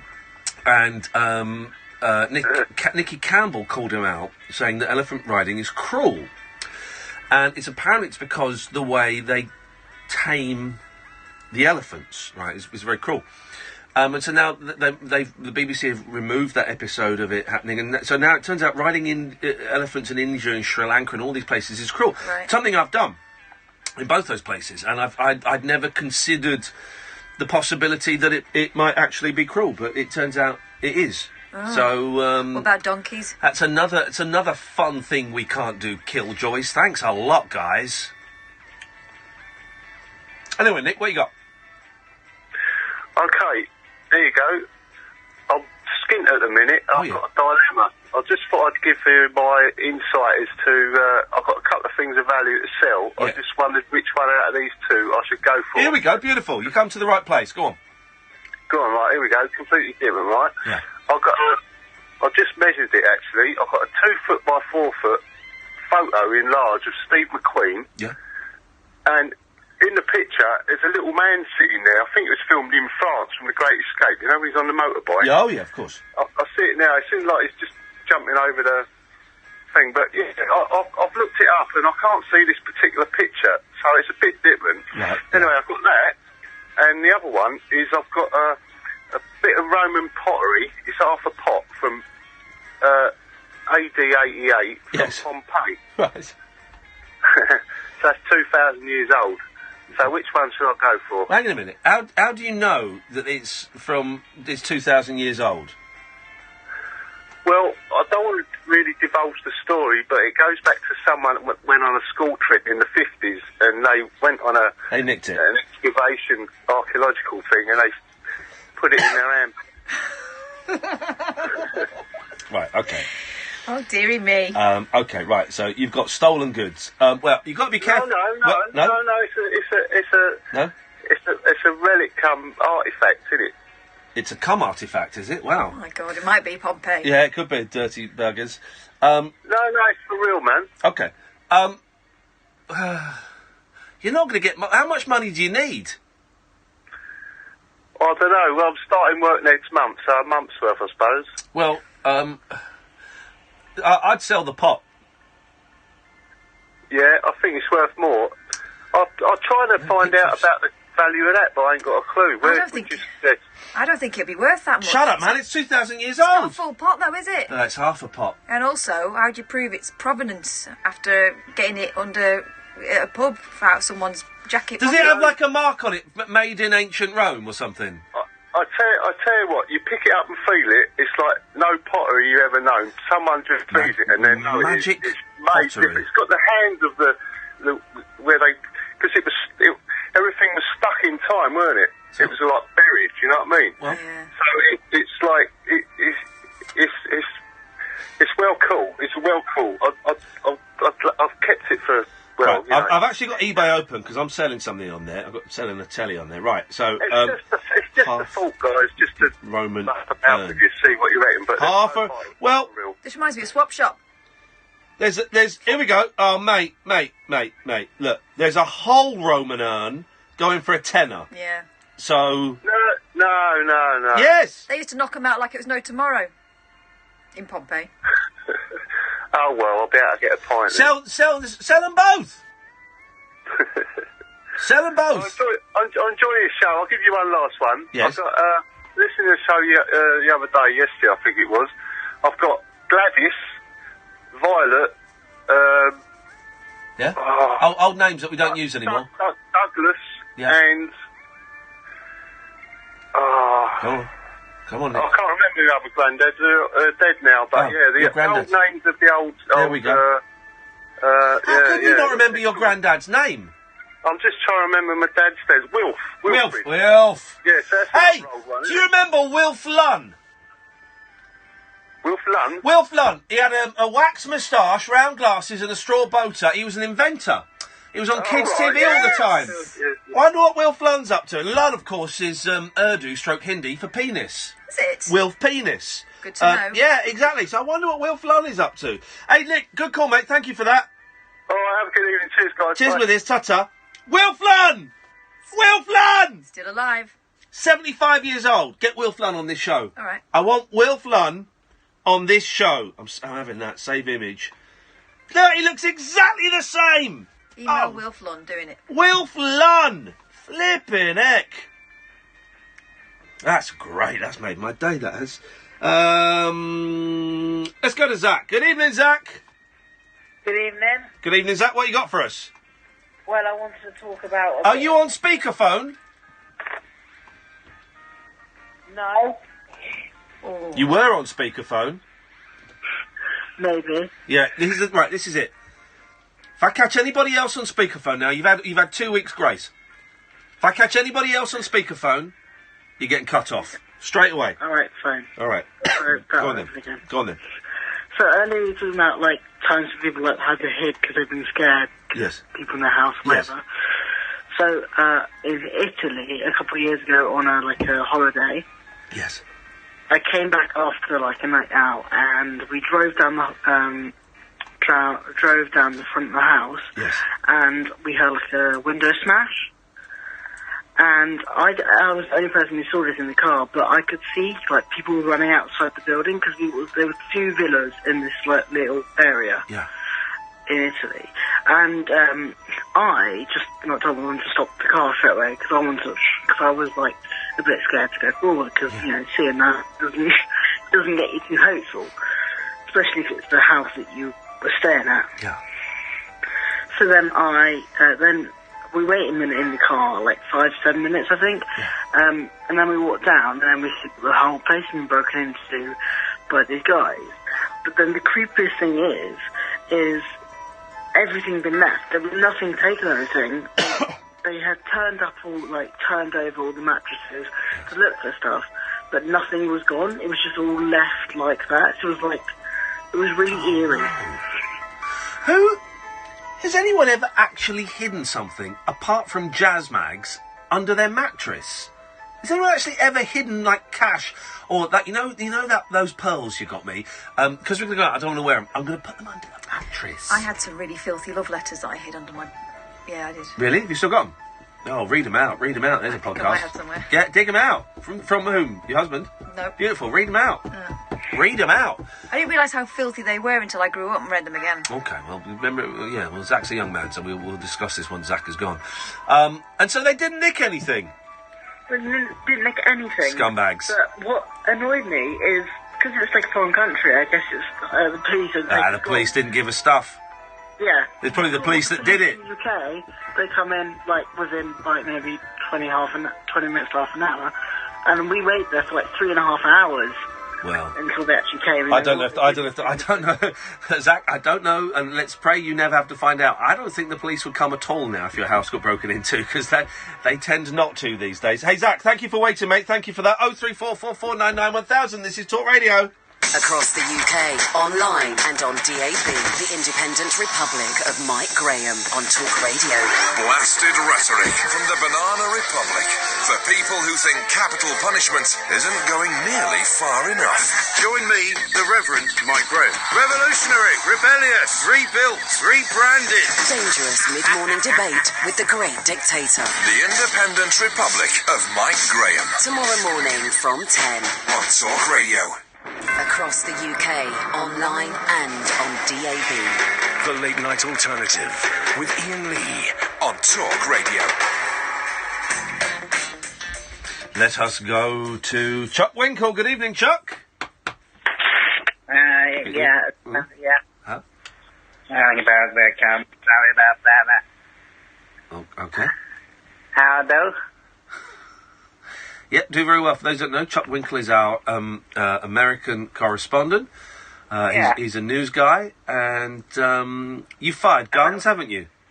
I've fired a Kalashnikov, Maribor 35-9, and can I just say that you've had some quite dodgy accents on tonight. It's been a very weird show. Been some very, very strange accents from all over the cosmos. What have you got for us tonight, Chuck?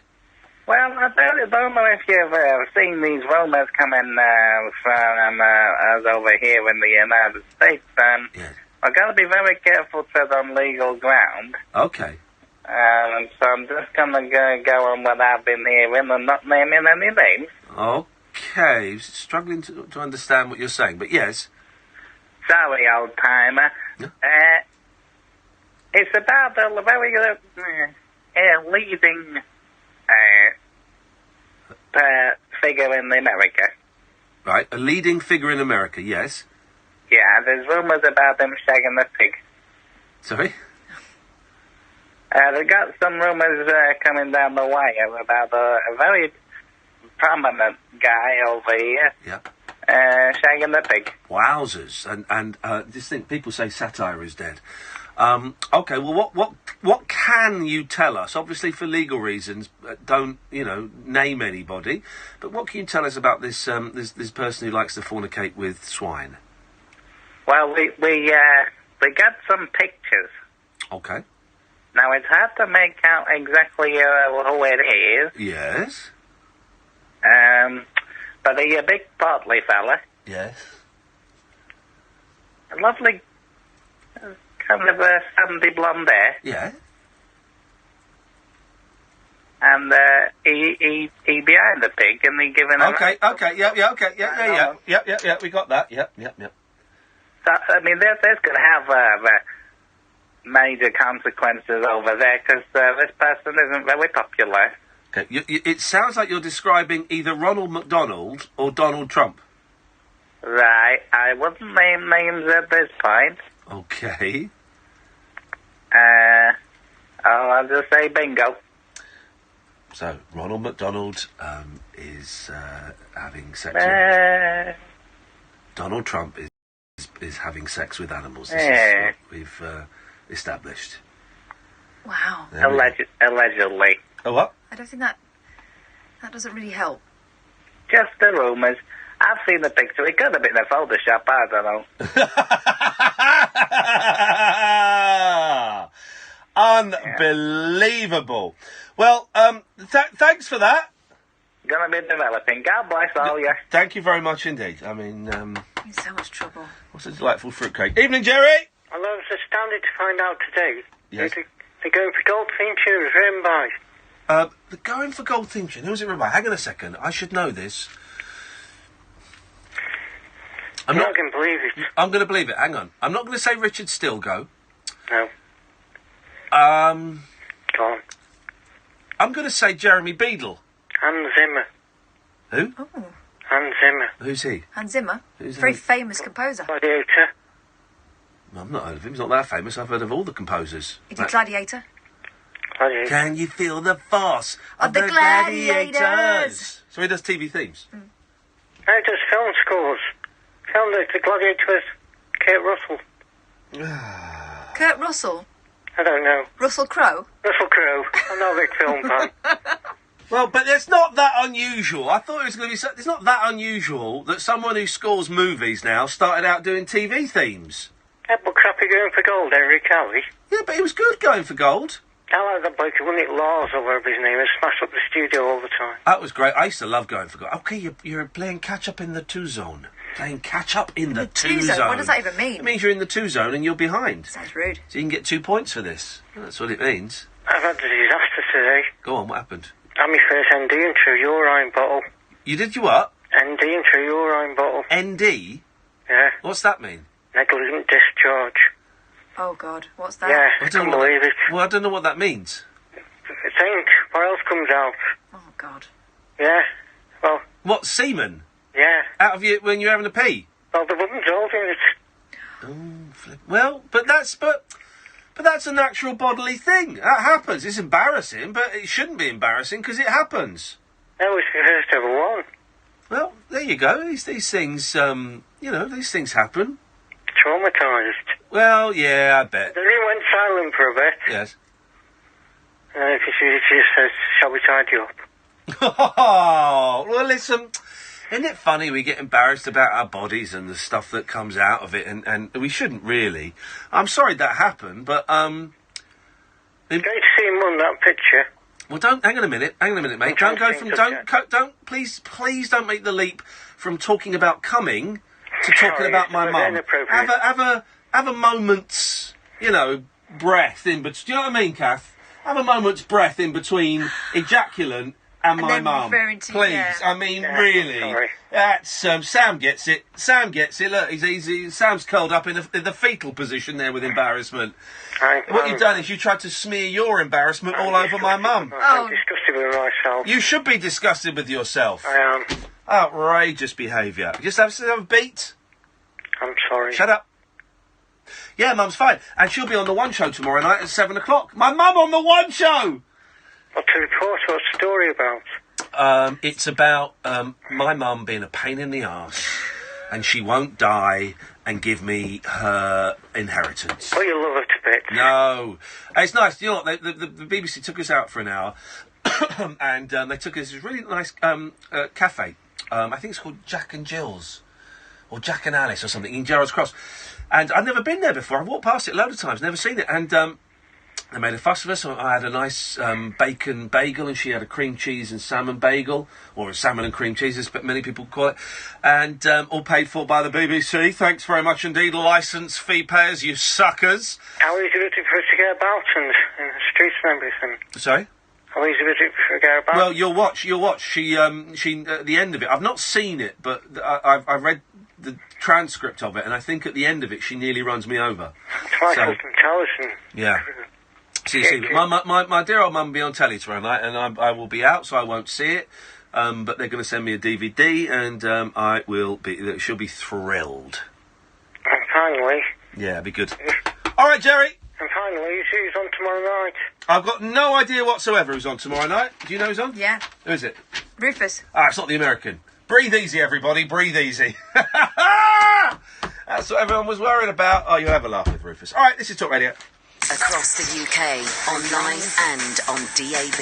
A new kind of talk radio. We'll get you talking. Brighten up your mornings and take a break from the New Year blues with Mike Graham on Talk Radio with the Sun Holiday Shop. Listen to Talk Radio every weekday morning from 10 for 3 hours packed full of fabulous features, great value guests, and quick-fire calls on all of the day's top talking points. Don't miss Mike Graham on Talk Radio with the Sun Holiday Shop. Great value breaks all year round, brought to you by the Sun Holiday Shop. For more information, go to thesun.co.uk/holiday shop. I've been thinking about car finance. You find a car, you get well excited. Then they give you the finance options. All 2 of them. That's not an option. That's rubbish. Sorry?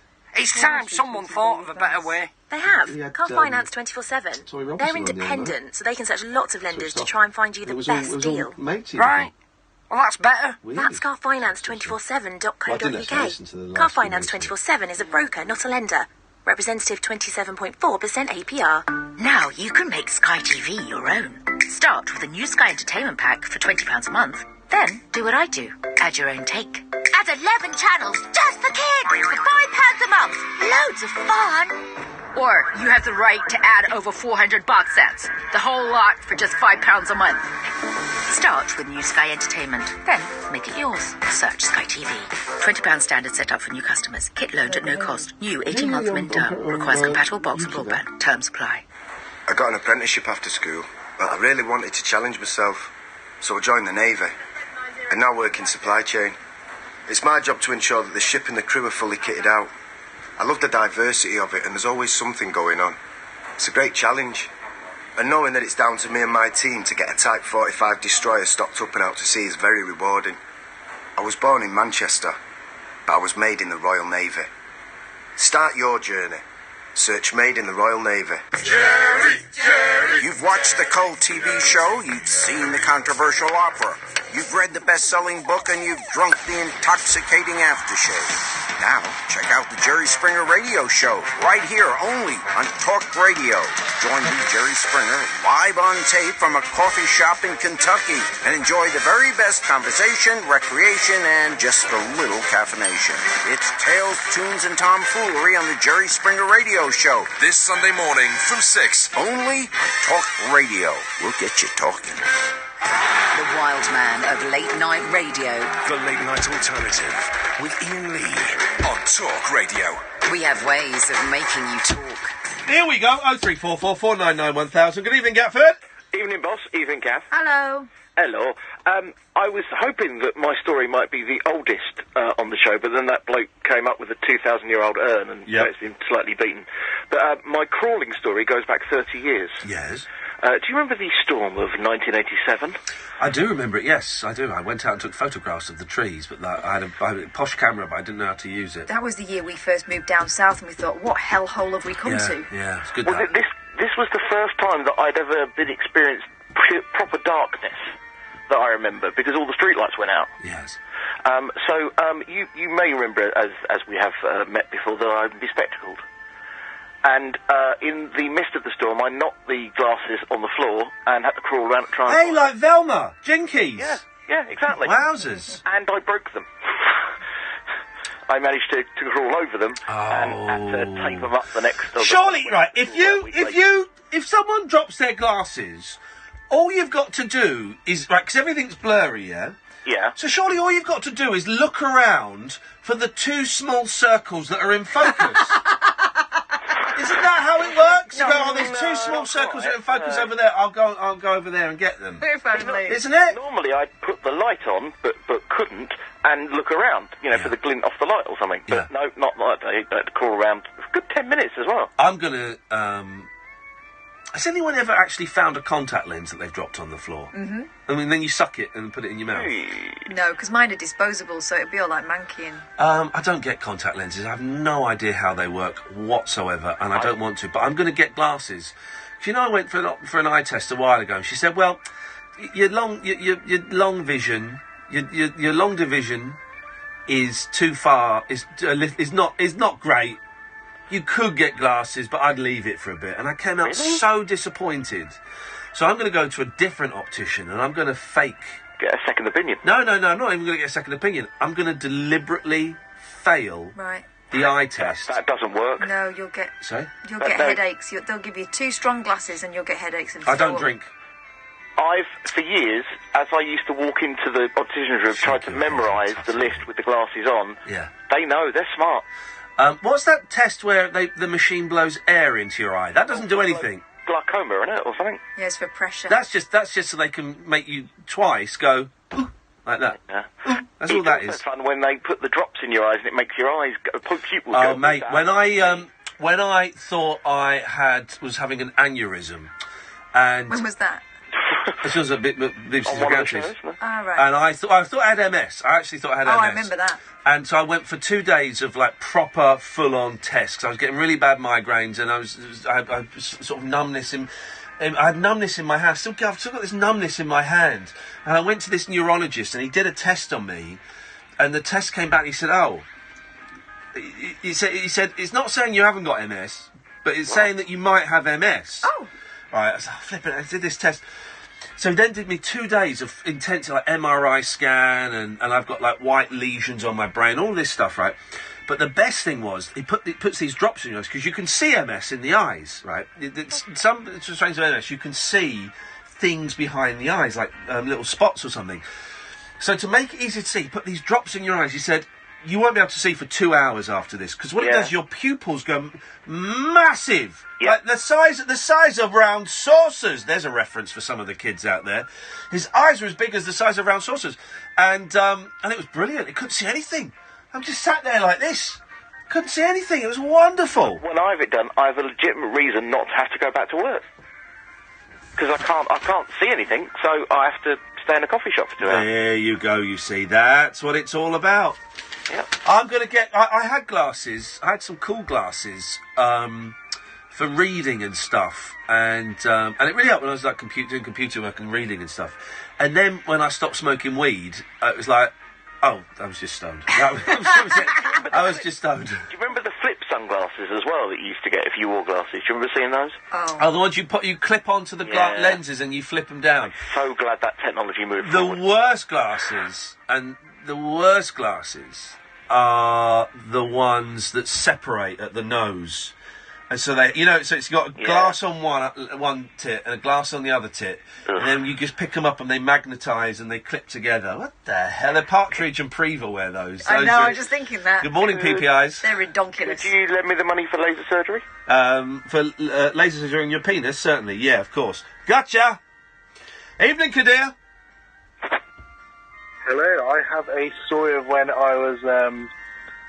Don't tell us what it's about. Tell us a story and keep it under 2.5 minutes. No problem. So I'm catching a bus because I've just had a couple in the pub, so obviously I didn't want to drive. So it's quite late at night. It's about 9 o'clock, and the number 9 bus, I'm on it, and there's this group of chaps at the front of the bus, and they're all wearing sort of suits, and I'm sat near the back where the bell is because I position myself with a bell. You said it. Brilliant.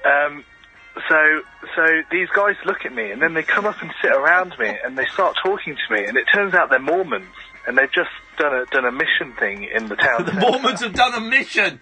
We've done a mission for Jesus. Yeah, exactly. So I can't not talk to them. I can't just blank them or tell them to go away because that's rude. These are religious people. Yeah. So I get talking, and in the end, I practically give them my life story. Yeah, I bet you did. And I bet they were looking at their watches going, yeah, sorry, dude. I've told them my address, phone number, and all this, and they schedule a meeting with me. Yes. And these guys are efficient. The next day, I've got a knock at my door. Yes. And I look through the people, and it's this group of 4 chaps in suits looking all happy. And I have to sort of sneak on the floor to turn down sort of, I think it's the radio or the TV or the Alexa or something like that. Yes. Just so they don't hear me. And it does take about 10 minutes for these guys to go away. Yeah. But you had arranged to meet them. I know, but I feel that it was under duress at this point. I didn't really want to. Well, you should have just said, look, I'm not interested. I saw a woman, he used to be a Scouse guy in Oxford Circus in London, with the megaphone. He got done, I think he got done for preaching the gospel and stuff, because he was quite mean.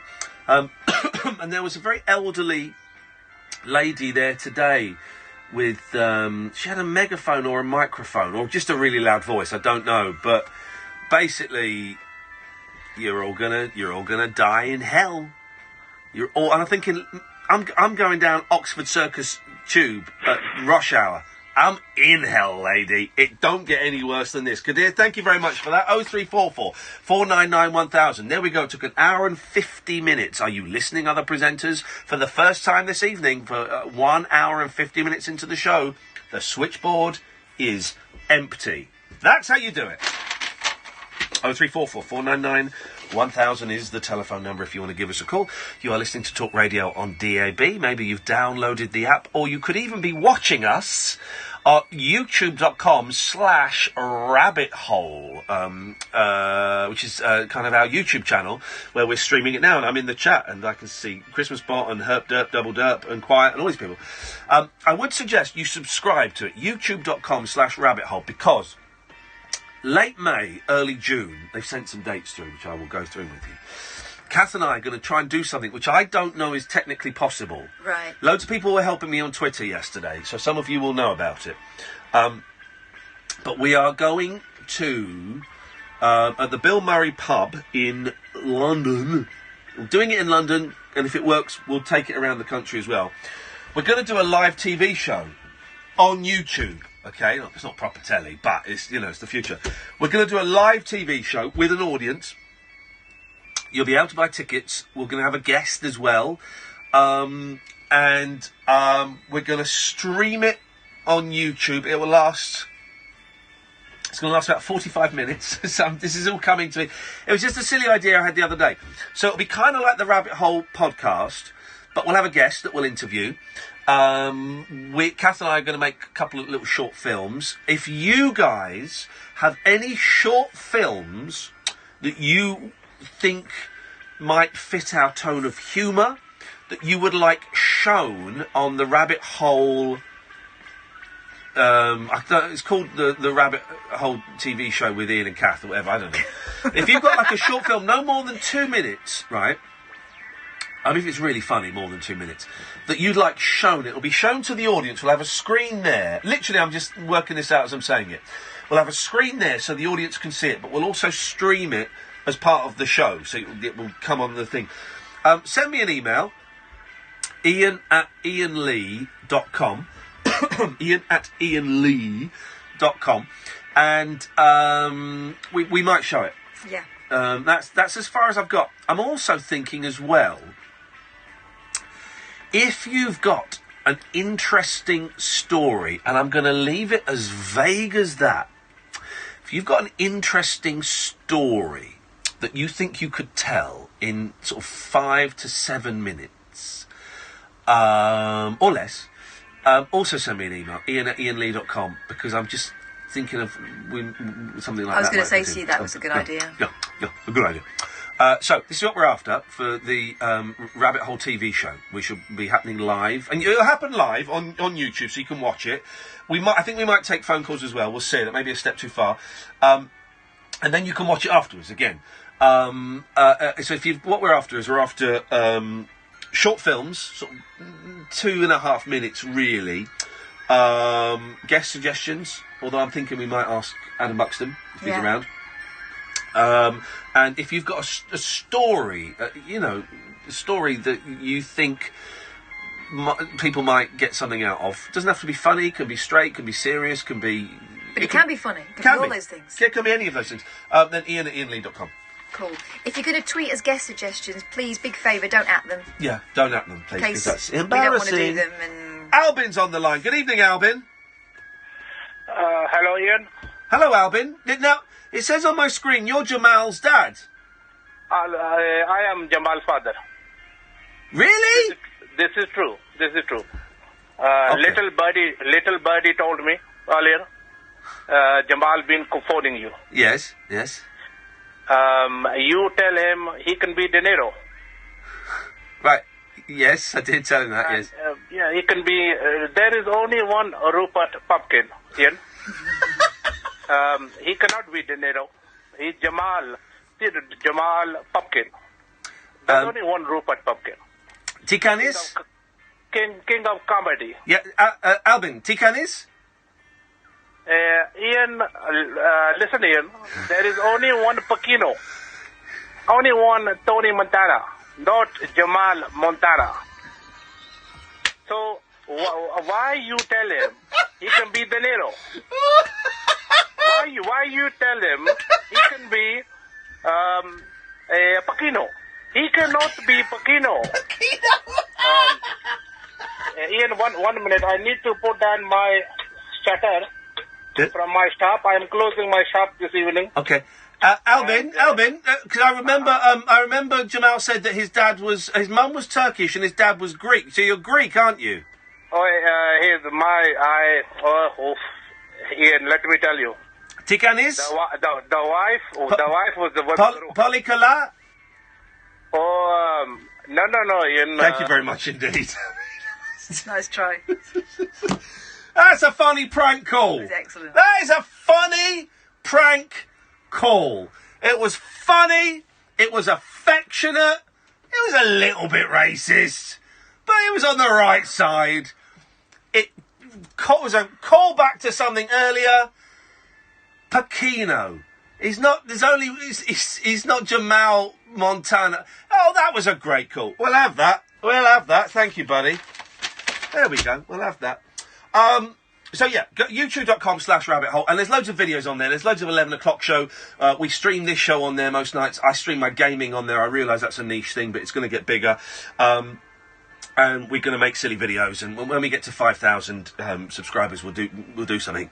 I'll show me tits or something. I don't know what we'll do. But yeah, so sort of late May, early June, we are going to do we're going to have a go at doing a live TV show. I don't know if technically it's going to be possible.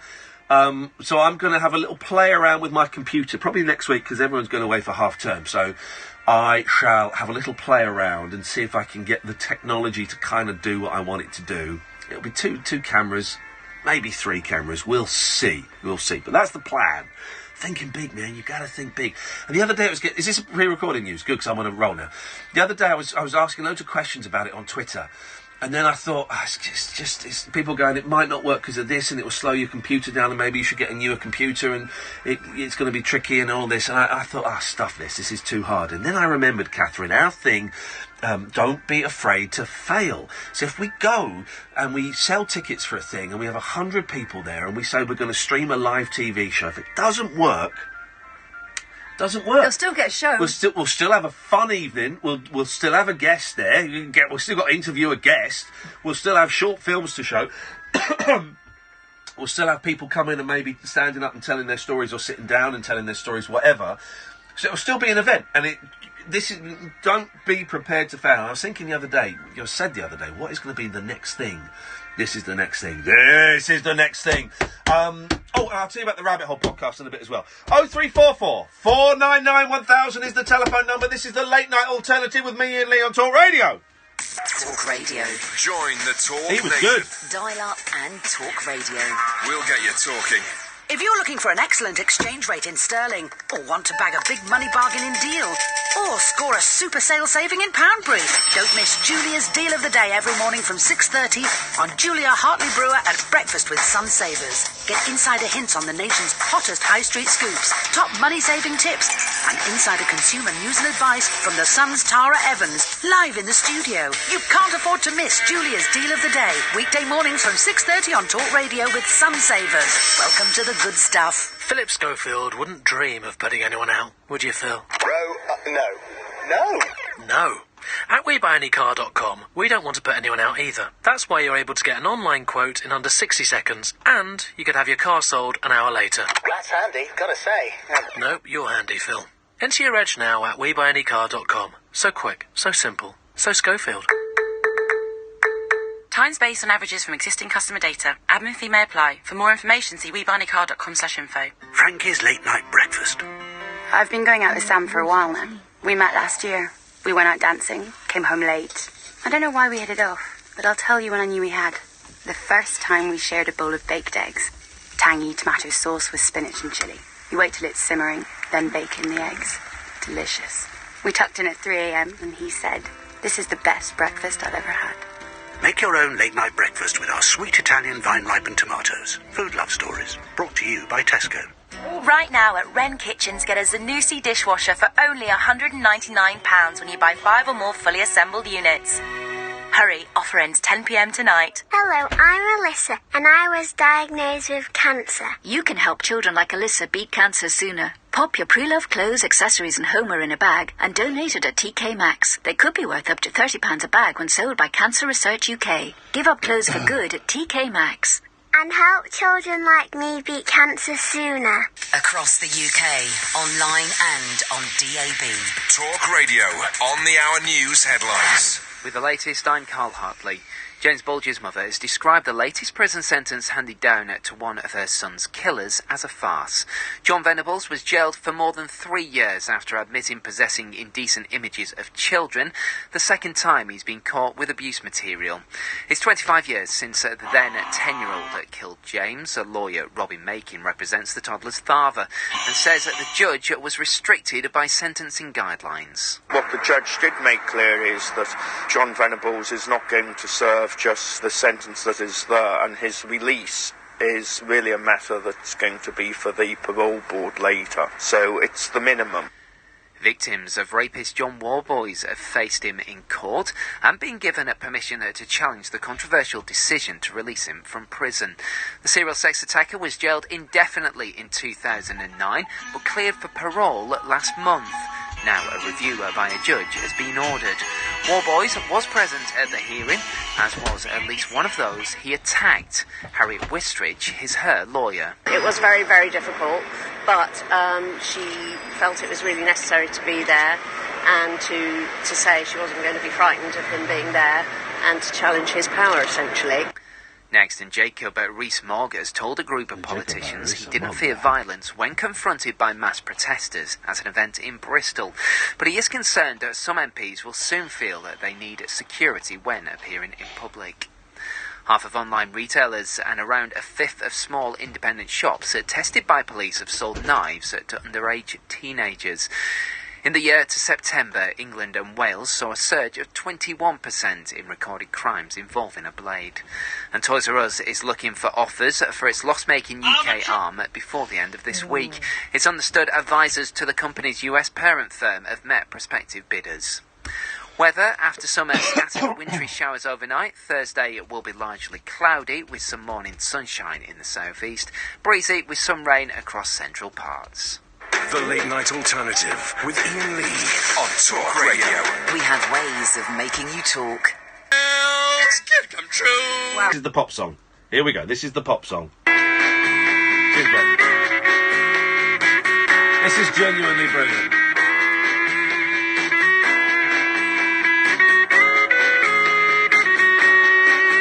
Come on, let's do the taster. When my love was so great, there when the things of the past were just as good as the rap. As well, I knew a girl, just a one certain girl, who taught me the taster, and it's good as the twister. Come on, let's do the taster. When my love was so great, there when the things of the past were just as good as the rap. As well, I knew a boy, just a one certain boy, who goes around tasting things and all around tasting things. Come on, let's do the taster. When my love was so great, when the things of the past were just as good as the rap.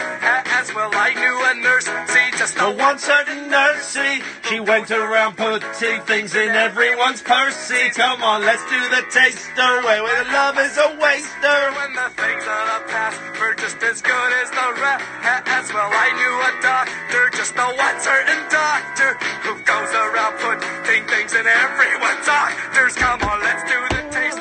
When my love was so great, when the things of the past were just as good as the rap. As well, I knew a cow, just a one certain cow, who'd give his life, just to be an owl. Oh, come on, let's do the taster. When my love was so great. Whoa!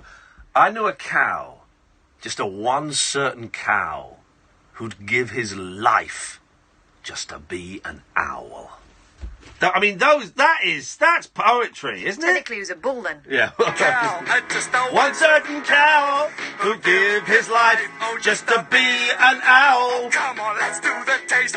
When my love was so great, when the things of the past were just as good as the rap. As well, I knew a cat, just a one certain cat, who'd climb a mountain, just for a rat. Oh, come on, let's do the taster. When my love was so great, when the things of the past were just as good as the rap. And that is how you do the taster. Oh, now come on, darling. Oh, now let's do the taster. And then that is how you do. Etc., etc., etc. Let's go to Jamie. Good evening, Jamie.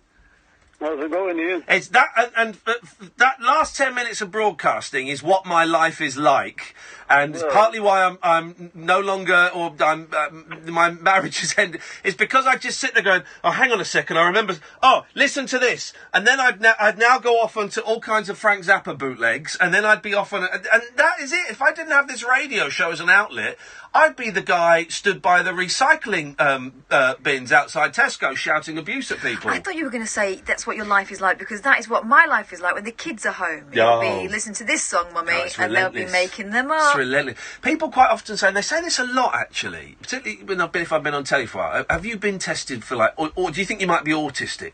Autistic, that's the emphasis, isn't it? Autistic. Or... HD? Is that? ADHD. ADHD. HD is high definition. And I'm not. I think I've been tested for it. I don't think I've been tested for it, but I think my psychiatrist, I think I might have raised it in my psychiatrist. Listen, just excitable. Liking and focused. Weird lists and stuff doesn't necessarily make you autistic. It makes you a bloke. Yeah, I'm focused. I'm just focused. I'm focused, Jamie. What you got for us, Jamie? I'm phoning up about the beginning of the show. You were saying about like hiding from people and stuff. Yeah, go on. I was agreeing with Kath, the awkwardness of it, and waiting, but waiting for the tension. Yeah. It's when you really become aware of your breathing and stuff, and thinking, am I breathing really loud? Kath, listen to this. I was got with my partner about 12 years ago, and started dating her. So I come round to her house, her brother let me in, blah, blah, blah. Oh, she's upstairs. So I've gone up. She's in the shower. Oh, God. So she said, I'll be about 20 minutes. So, right, no problem. Yeah. So, as I've turned round to the bedroom, I've noticed the clothes on the bed. So I thought, should I hide underneath the bed? Rip her ankles as she gets to the bed. Yeah. So I thought, well, that'll be a great idea. She'll find it funny anyway. So I dived under the bed, and I'm dead quiet and all that. Anyway, she took forever, and the waiting, I'm thinking, what if she comes in? She thinks I'm a weirdo. I've only been with her 6 months. She's going, right, bloody weirdo. So I'm waiting, the anticipation and all that lot. Anyway, she comes out of the shower, she comes into the bedroom, and Kath, you'll know this. Sorry? No, go on, I'm playing a bit of music underneath. Go on, I'm loving this. This is great. Anyway, like women do, they don't just get dressed, they moisturise. So it was a full show, and I'm like stuck under the bed thinking, wow, she is going to think I'm a pea. She's going to think you're a pervert. Yeah, there comes a point where you've missed your chance to jump out and be light about it. You've sat there, you're a voyeur now. Exactly. So I was like, I stuck to my guns. I waited until she went for the clothes. I committed myself. Oh, mate. That is, and what happened? I gripped her legs. Oh, mate, the squeal. You grabbed her legs? I grabbed her legs. She slipped out like a bar of soap. I was there. I had to do it. She jumped out of her skin, mate. But now we've got 2 kids together, and she gets me back every time. Can I ask you a really personal question? Go on, mate. Did you have the best sex you'd ever had after that? Oh, yeah. Yay! Well played, Jamie! Well played. Oh, Jamie, that's brilliant, and you're still with her. Good. And she does it. Does she does it to you now? Oh, definitely. She uses the kids as weapons, mate. Yeah. She'll have the kids shout me in, oh, Dad, and I'll come in, and then she'll jump out, or the kids will do vice versa. It's a mind show, mate. Jamie, thank you for that, man. One more. Yeah, go on. Go, mate. Yeah. That singer you was asking about on Eurovision, he's called Daz Samson. Oh, the school. It was like it's set in a school, wasn't it? I met him. He got me brother's band together a few years back. He sung a dead cheesy one called Rhinestone Cowboy with some cowboy bloke. I don't know who he is. Hang on a minute. That one was the version that was quite a big hit. He sang Rhinestone Cowboy, but he basically stood in the background going, giddy up. No, because there's a version. Sorry. And Glenn Campbell's in that video, isn't he? Yeah. I know the song. Hang on a minute. Are you saying your brother was in that band? No. I'm saying that Daz Samsung is in that with a load of girls. Yeah, and all that lot. I know it because I've seen that. That's one of. Hang on a minute. That's one of my. I'm going to play it in a bit. Oh, look at that. It's awful because Glenn Campbell popped. Have you seen this, Kat? No. Oh, well, here we go. Hang on a minute. Let me wait for this advert to go. You watch this, right? I've kind of ruined the surprise a bit, but here we go. So it's awful, right? Here we go. Hang on a second, Jamie. Have some of this, right? Oh no. It's awful. This is not how Glenn should be remembered. Sexy cowgirls. I want one of those tops.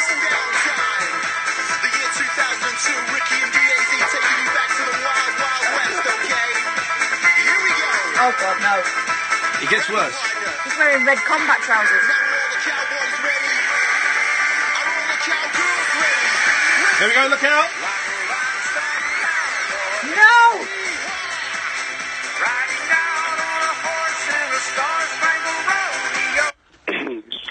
It really is. I'm gonna tweet that, Jamie. Was he ill then? No, that was 2002. Oh God, I hope you forgot that. Yeah, like I said, my brother, mate, he tried to get my brother in a band. They did end up forming a band called the Young Offenders Institute, but it's mad story. Jamie, thank you for that, mate. That's a great call. Thank you, fella. Cheers. Take it easy, mate. Ta-ta. There we go. What a nice guy. 0344 499 1000 is the telephone number if you want to give us a call. This is the late night alternative on Talk Radio. Talk Radio. Digital debate for the UK. Pick up your phone and Talk Radio. We'll get you talking. What seems to be the problem? It's my career. It's broken down. It's my career. Take a look. Work-life shit. balance. That is awful. How's that running? It's not. Okay, so you're the boss or the fucking employee? The slave? Know what? You need something new, mate. Become a RED driving instructor and change direction. With comprehensive training, job satisfaction, and work in your own hours. RED. Get your career in gear. Go to reddrivingschool.com for details. Go RED and get ahead. The hit drama Jamestown is back for a second series, and this time they're under more threat than ever. I bring sour news. We have a traitor amongst us. Catholic spy. Same town, new dangers. I am noble warrior blood. Jamestown Series 2 returns with a double whammy. 2 episodes back to back. February 9th on Sky One. Any soul who comes here should have no dream of returning. That life is gone. I've worked with loads of vinyl mats, but this upgraded Dulux Trade vinyl mat is something else. It's smooth, really smooth. Application-wise, it goes on brilliantly, and all with the same great opacity and coverage as before. Oh, very good, love. Now hurry up and butter that toast. We've upgraded Dulux Trade Vinyl Mat to offer a smoother consistency and easier application, because what matters to you matters to us. Upgraded Dulux Trade Vinyl Mat. Find out more at duluxtradepaintexpert.co.uk. Stimulating nightly emissions guaranteed to open your eyes and your mind. The Late Night Alternative with Iain Lee on Talk Radio. 0344 499 1000. This is Talk Radio. You can listen on DAB. You can listen on app. You can download. You can go to the website talkradio.co.uk. Paul Ross will be on at 1. Radar figures are out. Our show is down a little bit, which I'm actually really pleased with, because I thought it would be down a lot, because I don't know if you remember, guys, I was away for 5 weeks. So I don't know what the station is. Do you know what the station has done as a... I think we're doing all right. Okay, well, this show's down a little bit. In terms of radar, in terms of digital, straight up like I'm apparently I'm not allowed to tell you the numbers, but let's just say people listening online, it's like way up. So that's groovy. We can say that. That's groovy.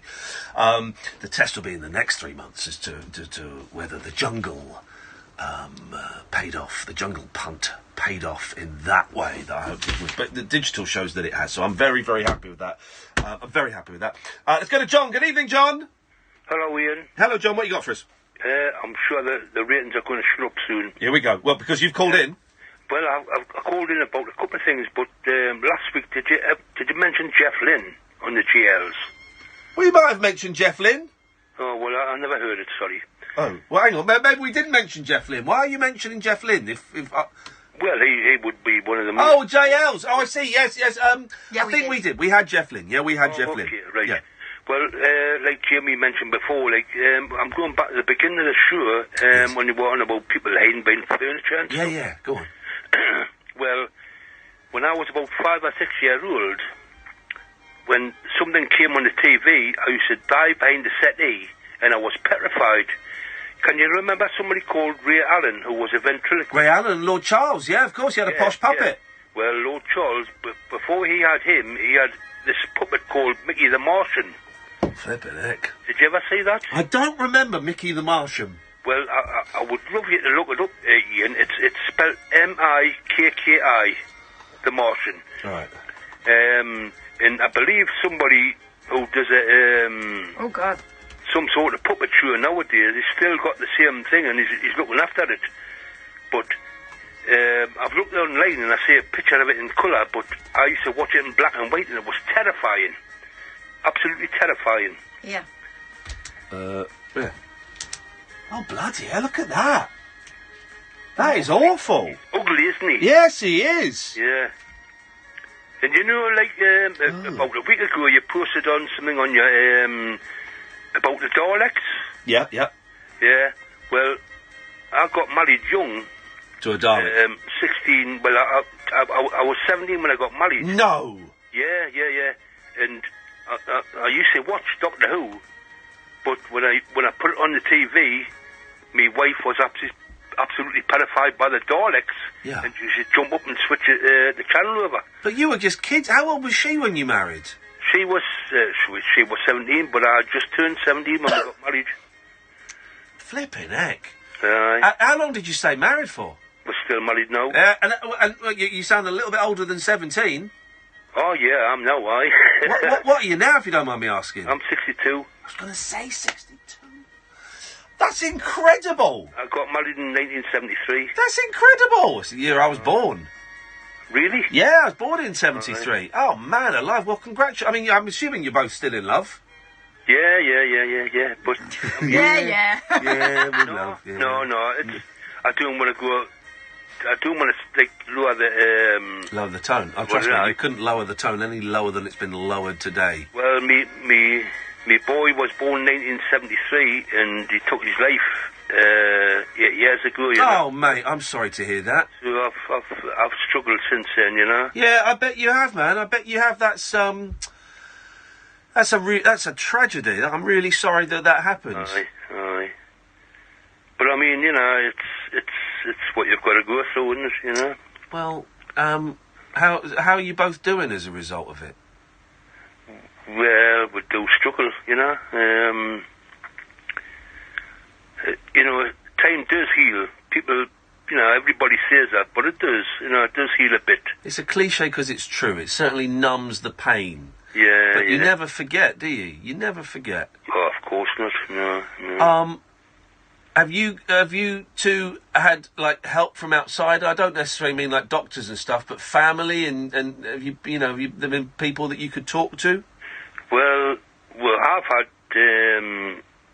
like counselling, you know. Yeah. Did that help?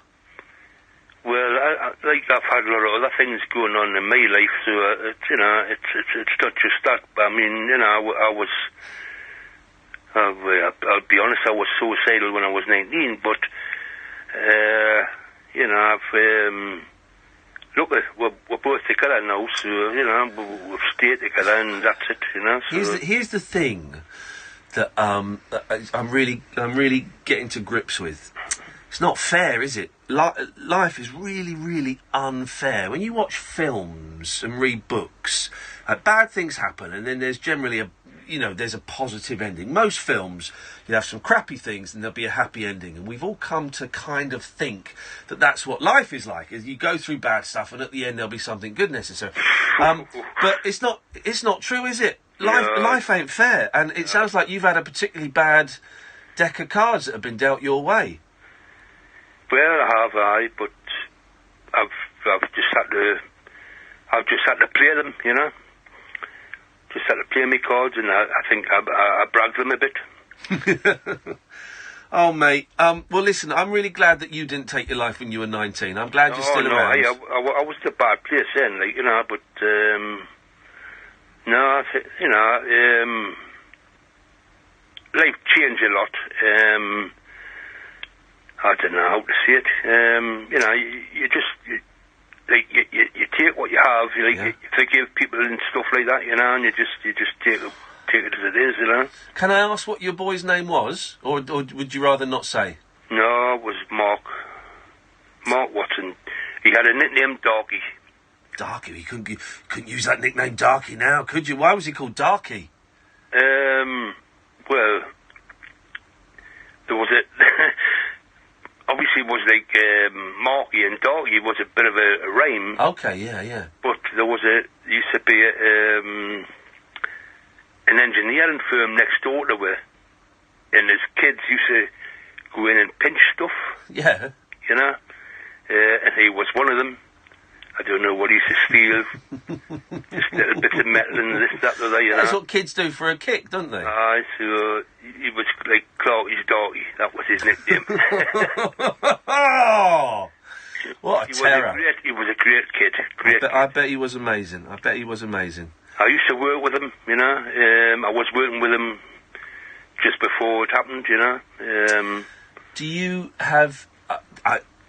Again, if I ask anything you don't want to answer, say, did he leave a note? Do you have any idea why he decided he thought that would be a good option? Yeah, but I had a note left before the thing happened, and I don't know how I came across it, but he wasn't very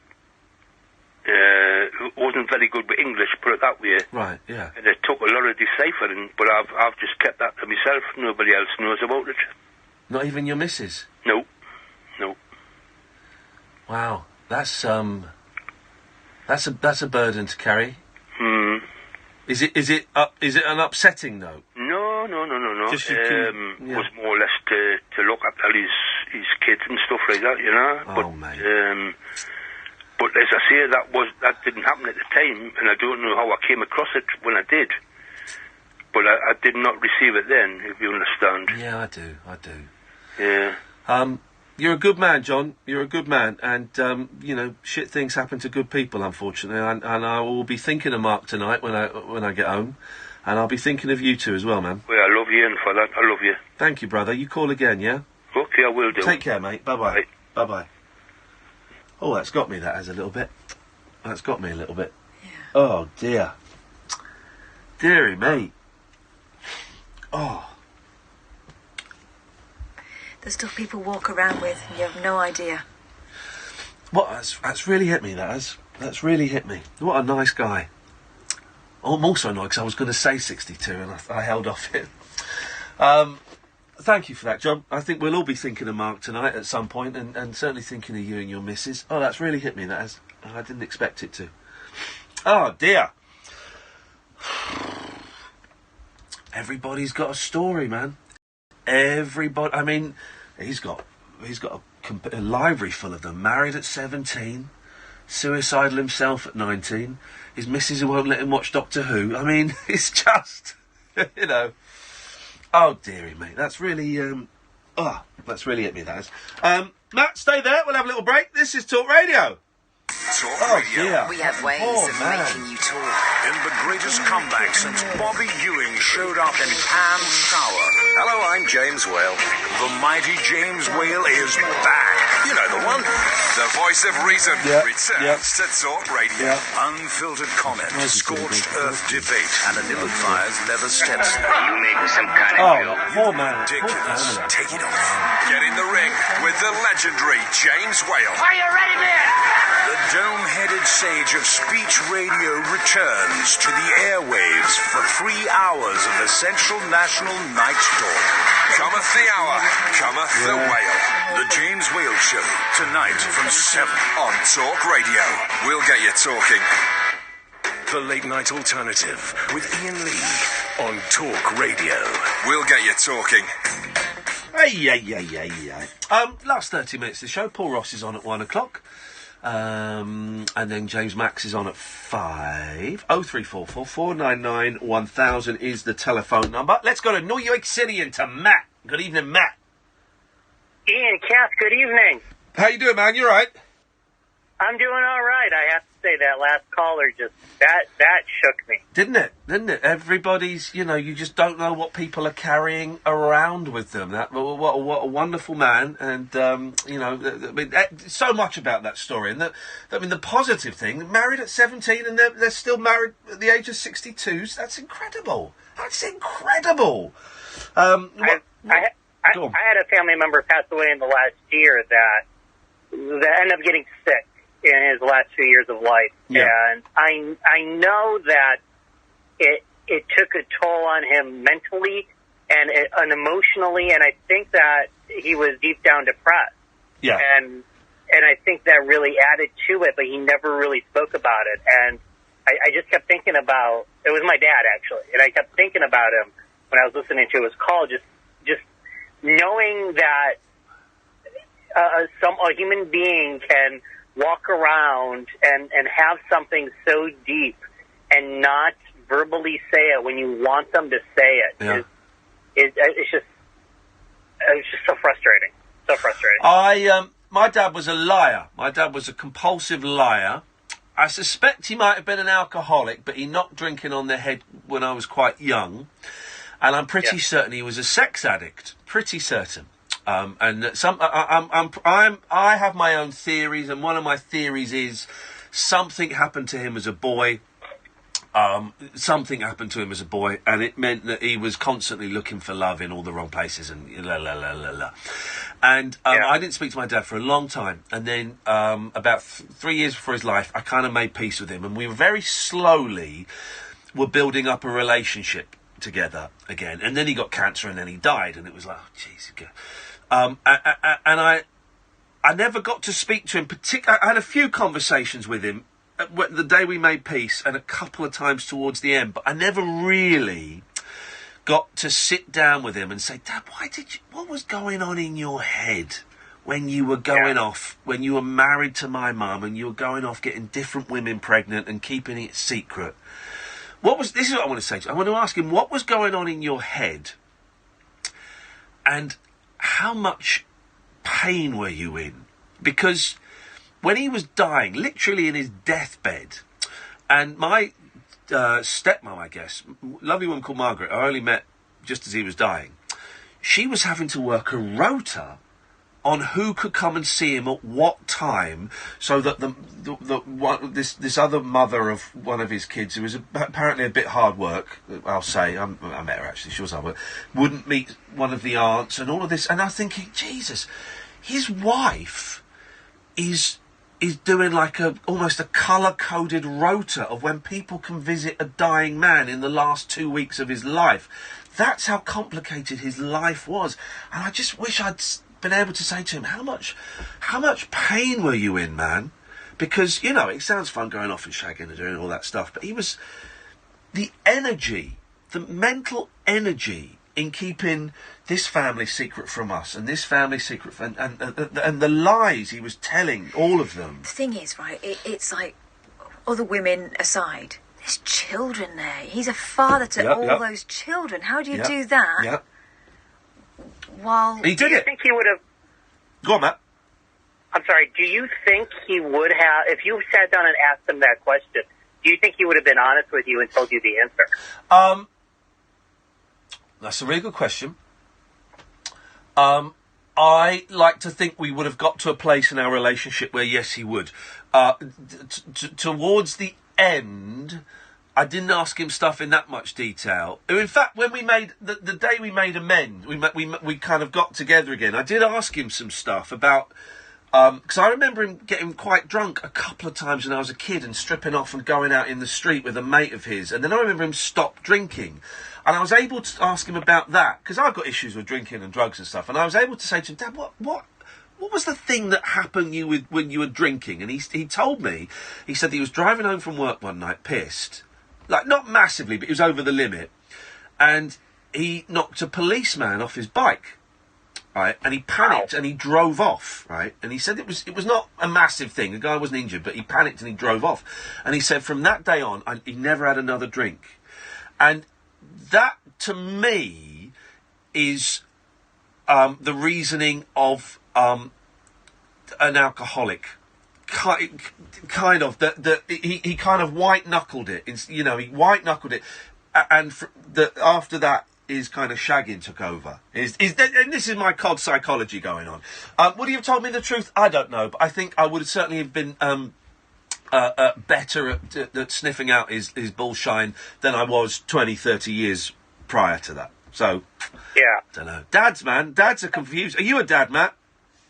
No, I do not have kids. I have nephews and nieces, but not kids of my own. I will say that in the last year or two of my dad's life, I made efforts to try to connect. We were two very different people. Yeah. And I love him to death, but we were just very different people with very different kind of mindsets of things. I'm from the middle of America. I moved away. My father and my mother never really left. They stayed and would only travel to like Florida for vacation. They had and I moved away and lived in LA and New York, and I kind of started to see life differently. And we clashed, and I would try to have these conversations with him and try to open up with him, but he was always kind of reserved with me. And I think that was just something, I think his dad died young, and I think they had some sort of similar tension that way. And I tried, as best as I could, and I wish that I made more of an effort to open up, but I know I did what I could all the way up until the end. Well, I will say the one thing he did teach me from all that, my father retired when he was 49. He was just, we didn't grow up rich or anything. He just saved his money. He was just smart, and he wanted to retire early. But from that moment on, he was just never the same. He was just bored all the time. Yeah. He did some part-time stuff here and there, and then he started to get sick about 5-6 years later, and it went on for about 5-6 years until he passed away. Yeah. And I remember when he retired, I thought, I should work really hard and do the same thing. But then I saw what happened to him, of how it just made him cranky and bored, and it made him sick, and it made it worse. And if anything, it taught me that I really do need to follow what truly deep down I want to do, what I ultimately, see what my life should be, what I think my life should be, and what I want to do, and then not take that chance, because I don't want it to end up, being in that same boat he was. So that was just a horrible thing to see. Well, yeah, quite often when people retire, and I wonder if it's different for men or women. I wonder if it's different. I don't know if it is. I'm just saying that. But when people retire, they quite often lose their purpose. That their job is their purpose, or or the breadwinner is the purpose. And I do wonder if it's different for men and women. Women, massive generalisation coming up, but I do think that previous generations of men have felt that thing of, I have to provide for everybody, and I have to work, and I'm not going to be the one that puts the kids to bed, and I'm not going to go to the school concerts and stuff because I'm going to work. I'm work. And then when work ends, that community, that family that they have built within the workplace is gone. The kids have probably moved out. They're there with their wife that maybe they've grown slightly different from. Their wife, this huge generalisations, and I know. Their wife has I think women are better at kind of having friends than men are. Go on. I think what happens to the man in that scenario, and time will tell with this generation where everything's 50-50, we're both working the same, we're both to pay for a mortgage. You ain't getting paid the same. Exactly. But, you've not got the breadwinner homemaker situation they had in the past. I think that women would have found their purpose had slipped away from them when the children left home, and that's why they build a community of friends. And so their sort of watershed moment comes earlier than the man. The man's got until he's late 50s, 60, but when he left work, when he retired from work, and that's when it would hit him. It's just we've always, I think everyone gets it, but society made it different for men and women. I think as well also, and it's, isn't it funny? We're all, I'm totally for equality and all of that, but yet we still, I find myself falling into gender-specific roles, okay? So my wife is still, particularly now I don't live there, has always been primarily responsible for the kids in terms of taking them to school, in terms of buying their clothes and do you know what I mean? Yeah. And as a result of that, she has this community of other parents and she's kind of involved in that. And I've always felt outside. I don't know. I'm going off. No. I think that's. I don't know. I don't know. It happens. Big up the Brexit boys, by the way. Matt, what did you call in for? Was there a reason for this? I know it seems like a lifetime ago now. This is therapy for me for tonight. I actually am calling back to follow up on something. I called up Friday. Yes. You were talking about your new career as a video streamer. Video game streamer, yes. I'm going to get sponsorship and I'm going to become a video game streamer. And I mean, disappointing figures so far on the streams. We're getting about 26, between 26 and 50. I thought that was in tens of thousands. It's not. It's literally 26 people watching me stream a video game. But I've got, if you watched it last night, I've now got a camera and you could watch me in bed playing a video game. Also, think positive, right? There's a gap in the market for a 44-year-old YouTuber. Yep, totally. That's right. And by the way, it's not low numbers. You're building audience. Thank you. This is the American attitude. Building audience. See? Yeah. Here you go. Have you got any tips for me? Have you got any people that might want to sponsor me? Just don't, show a dead body in the middle of Japanese forest, and you're good to go. Let me just write that down because that's a great bit of advice. I've lost my bit. Excellent. Yeah, just actually, what was that, Matt? What was that? Don't show. Do not show a dead body in the middle of a forest in a video because you're going to add 1 million subscribers and people will be talking about you like crazy Hang on a minute. afterwards. He got an extra 1 million subscribers after that. Right, I'm going to. He actually gloated about that in his return video about 2 or 3 days ago. Let me cross out the word "don't." That was after the apology video. So now it reads: "Show a dead body in a Japanese forest." Yeah. Thank Matt. Excellent advice. I do have one point. You went on American TV, and anyway, but there is a video. There is a thing I wanted to mention. Is have you heard of mukbang? MUKBANG. No, I haven't. It sounds great. Mukbang. MUKBANG. It is. I think it's mostly South Korean. I think there might be some other. Don't Google it just yet. Let's just wait what this is. Go on. Yeah, no, it's totally safe. Oh, okay. I thought it was going to involve dead bodies. Okay, right, fine. Yeah, no, not that. Mukbang. People. It is a thing. There are people that make tons of money doing this, where they sit in front of a camera and eat. And people will watch them because loneliness is such a big deal in that part of the world, and people kind of eat alone on their own and don't eat with a lot of other people. So these streamers stream themselves eating food. People will eat along with them and watch this video and send them donations. And there are people that make a living doing that. It is a real thing online. You say people, generally quite attractive women. Yeah, there are a few men, but yeah, there is that element of it as well. But again, there could be a market for a 44-year-old British male to do that as well. Especially because the internet, everyone likes a niche. Exactly, and also he's bearded, so you get the extra thing of him trying to get the stuff out of his beard when he's finished. Hang on a minute. It's win-win. All right, Matt, and you've eaten crap on television, so it's not that far of a difference at this point. Thank you very much indeed. I'm going to watch a mukbang. Today is another lazy day of mine, like every other day. Like the more I'm getting comfortable with this whole YouTube and camera, I just don't care. I have 141,000 views because it didn't come up. These jump cuts. Lazy and drunk. I was tipsy. I don't even know. I don't remember how I got home. Let's get to the eating. She's cooking. She's put cheese on some noodles. That's too much food, isn't it? I've got that microphone.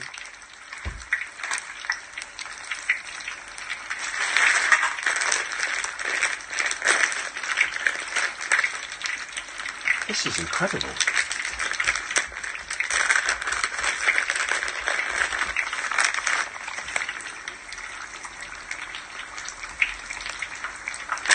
Put a lot of cheese on there. All right, let's get to the eating. That's a lot of food. I have a feeling that it's good. She's eating.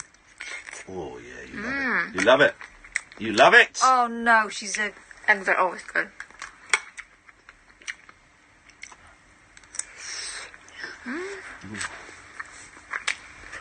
Oh, all the lip smacking.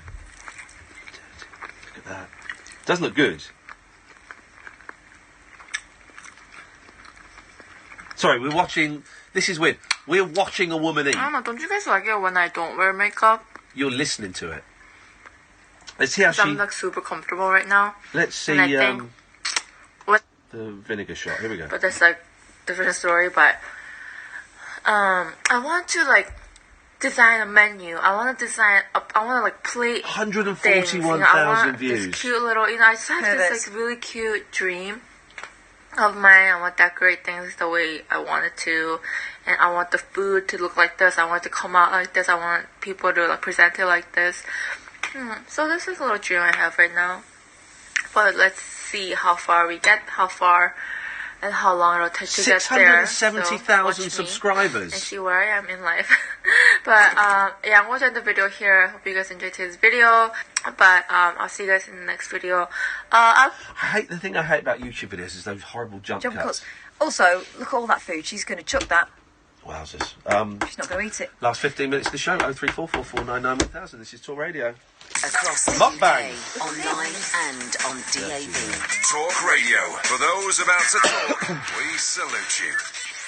Now you can make Sky TV your own. Start with a new Sky Entertainment pack for £20 a month. Then do what I do. Add your own take. Add 11 channels just for kids for £5 a month. Loads of fun.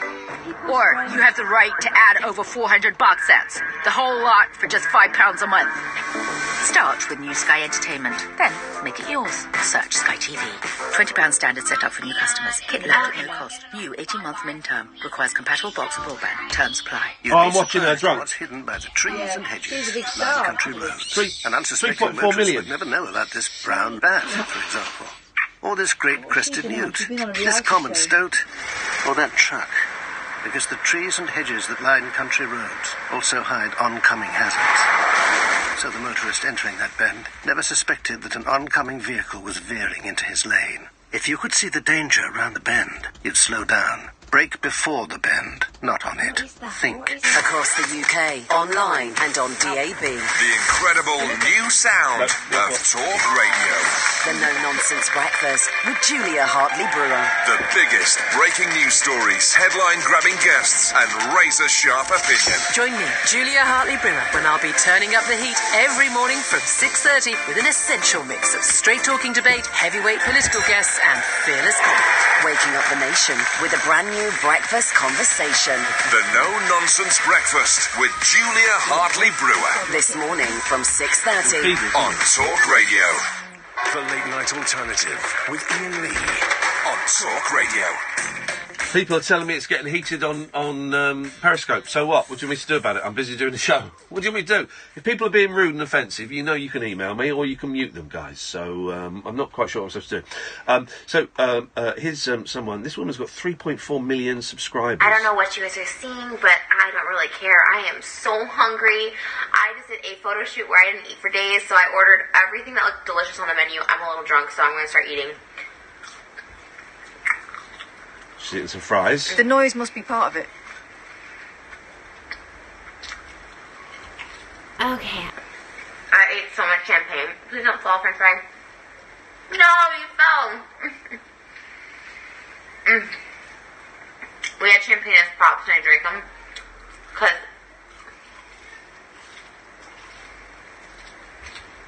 Because this is the weirdest thing, guys. Okay, I don't know what you guys are seeing, but I don't really care. I am so hungry. I just did a photo shoot where I didn't eat for days, so I ordered everything that looked delicious on the menu. I'm a little drunk, so I'm going to start. I wasn't going to do a mukbang in 2018 until I lost 20 pounds. I lost 12 pounds. It's good. I love food, but it's not me. What is that? What the hell is that? That's the weirdest. Tomorrow's a mukbang special. Because I don't even know what that is. I can't work that out. But it seems like you've got to eat as noisily, basically do everything your mother told you not to do. Eat with talk with your mouth full. It's just horrible. She's got 3.4 million subscribers. That's got over 500,000 views. This one's got 1.5 million views. Same woman. Here we go. Chili's Bar and Grill and Papa John's eating show. Guys. I meant this to be a really epic eating show at Chili's. It's so late now. I ordered this food at 3 o'clock. It's 6:30. I'm sure it's cold food. And I have a pizza coming because I literally canceled with Postmates. I'm going to explain the whole story, but I literally canceled with Postmates an hour ago because it took him 2 hours to get here and he was still so lost when he was 10 minutes away. Oh my gosh, Postmates. Sometimes I love you, but seriously. and he was so lost, and he just couldn't understand what I was saying. He did not speak English, so it was just like I just emailed them, and I was like, I need this order canceled. I'm just gonna order pizza. I'm so hungry, you guys. It is like. Okay, so 2 deliveries I'm and gonna turned throw up. that into the. Flipping it. That's obscene. If she's got 1, 2, 3, 4, 5, 6. Yeah, my favorite part of all eating shows. Posting 6 trays of food on there. This is when you know it's gonna be out of hand. Right? And she's bringing 7. more out of the There's box. more out. 7. These are like the little. And she's not got the pizzas out yet. So there's like 7 of those in this. I haven't really did tomorrow.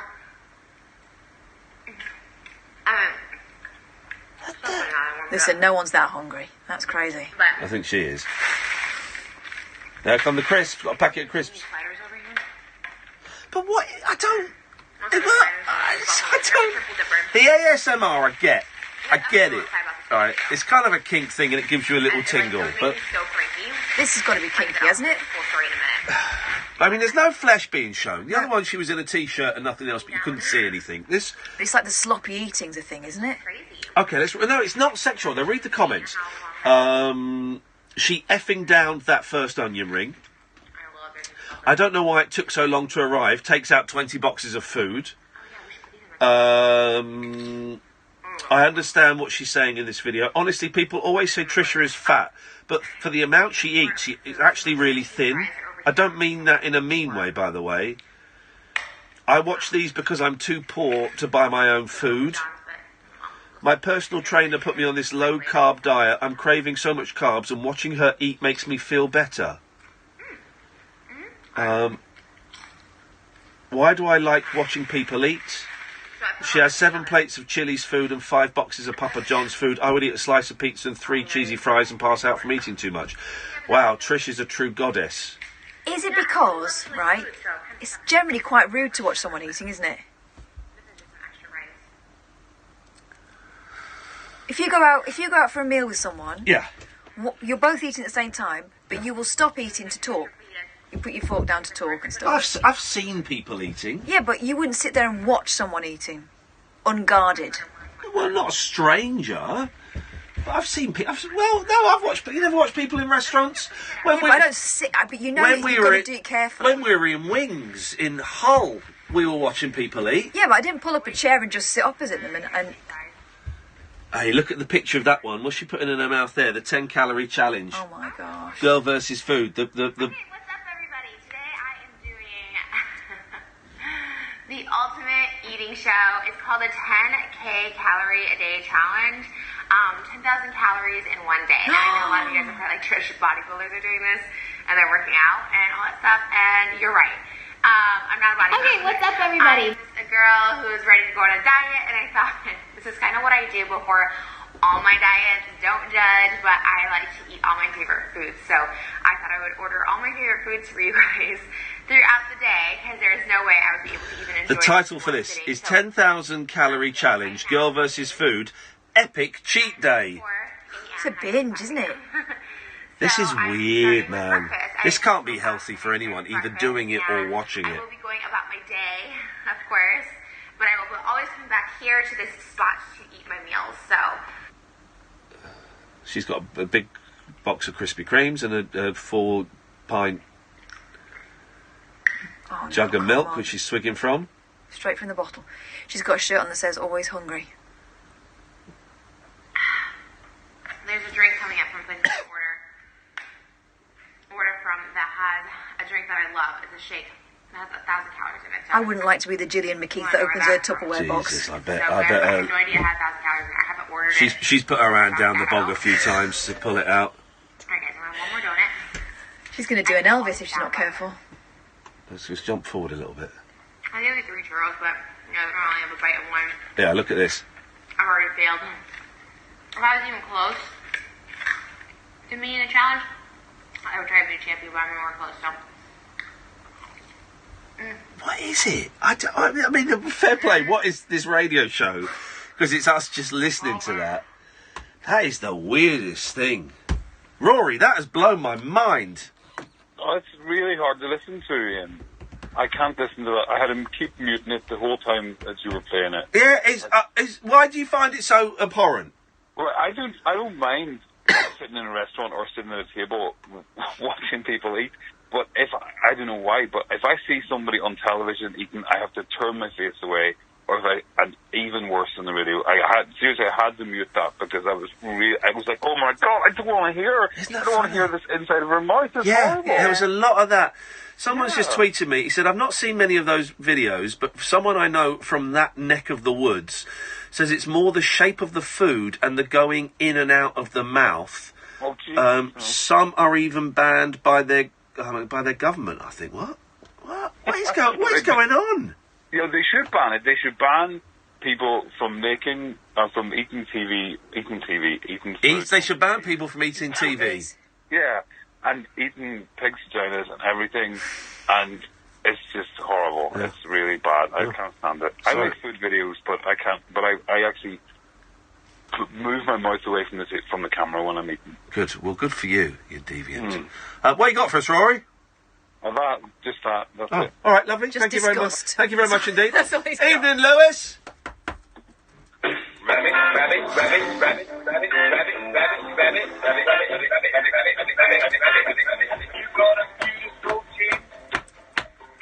You got beautiful skin. You got a beautiful face.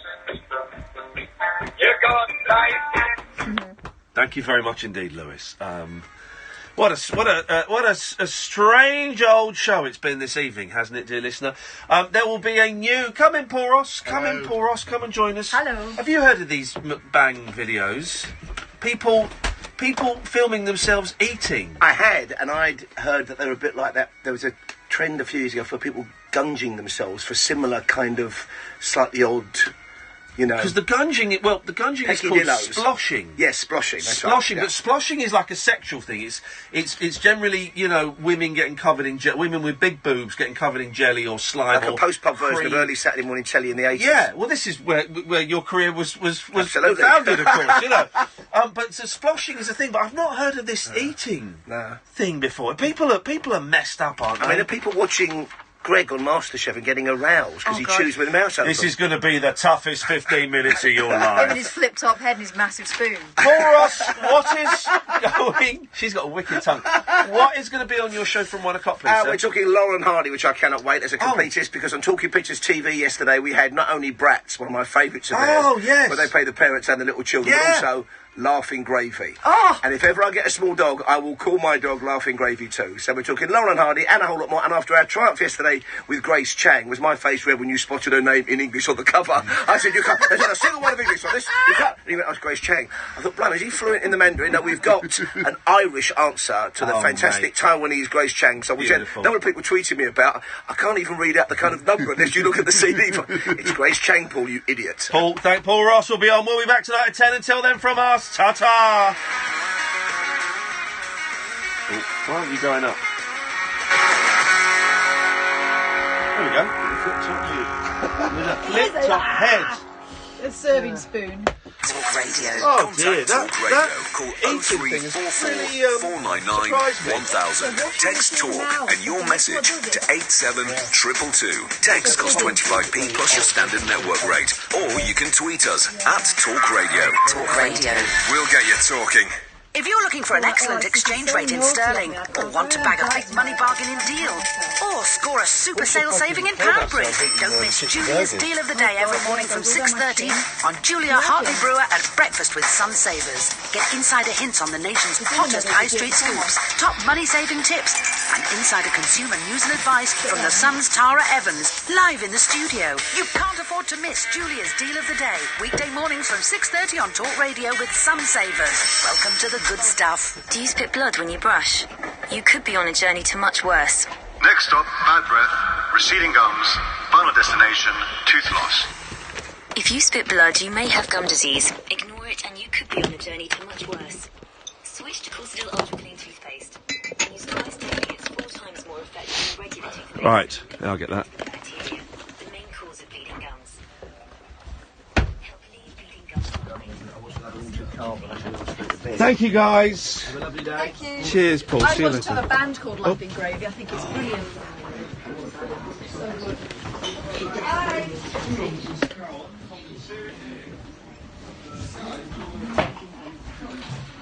Right, home. Taking the kids to school tomorrow. I'm going to try and sleep for a few hours, and I'm going to Birmingham.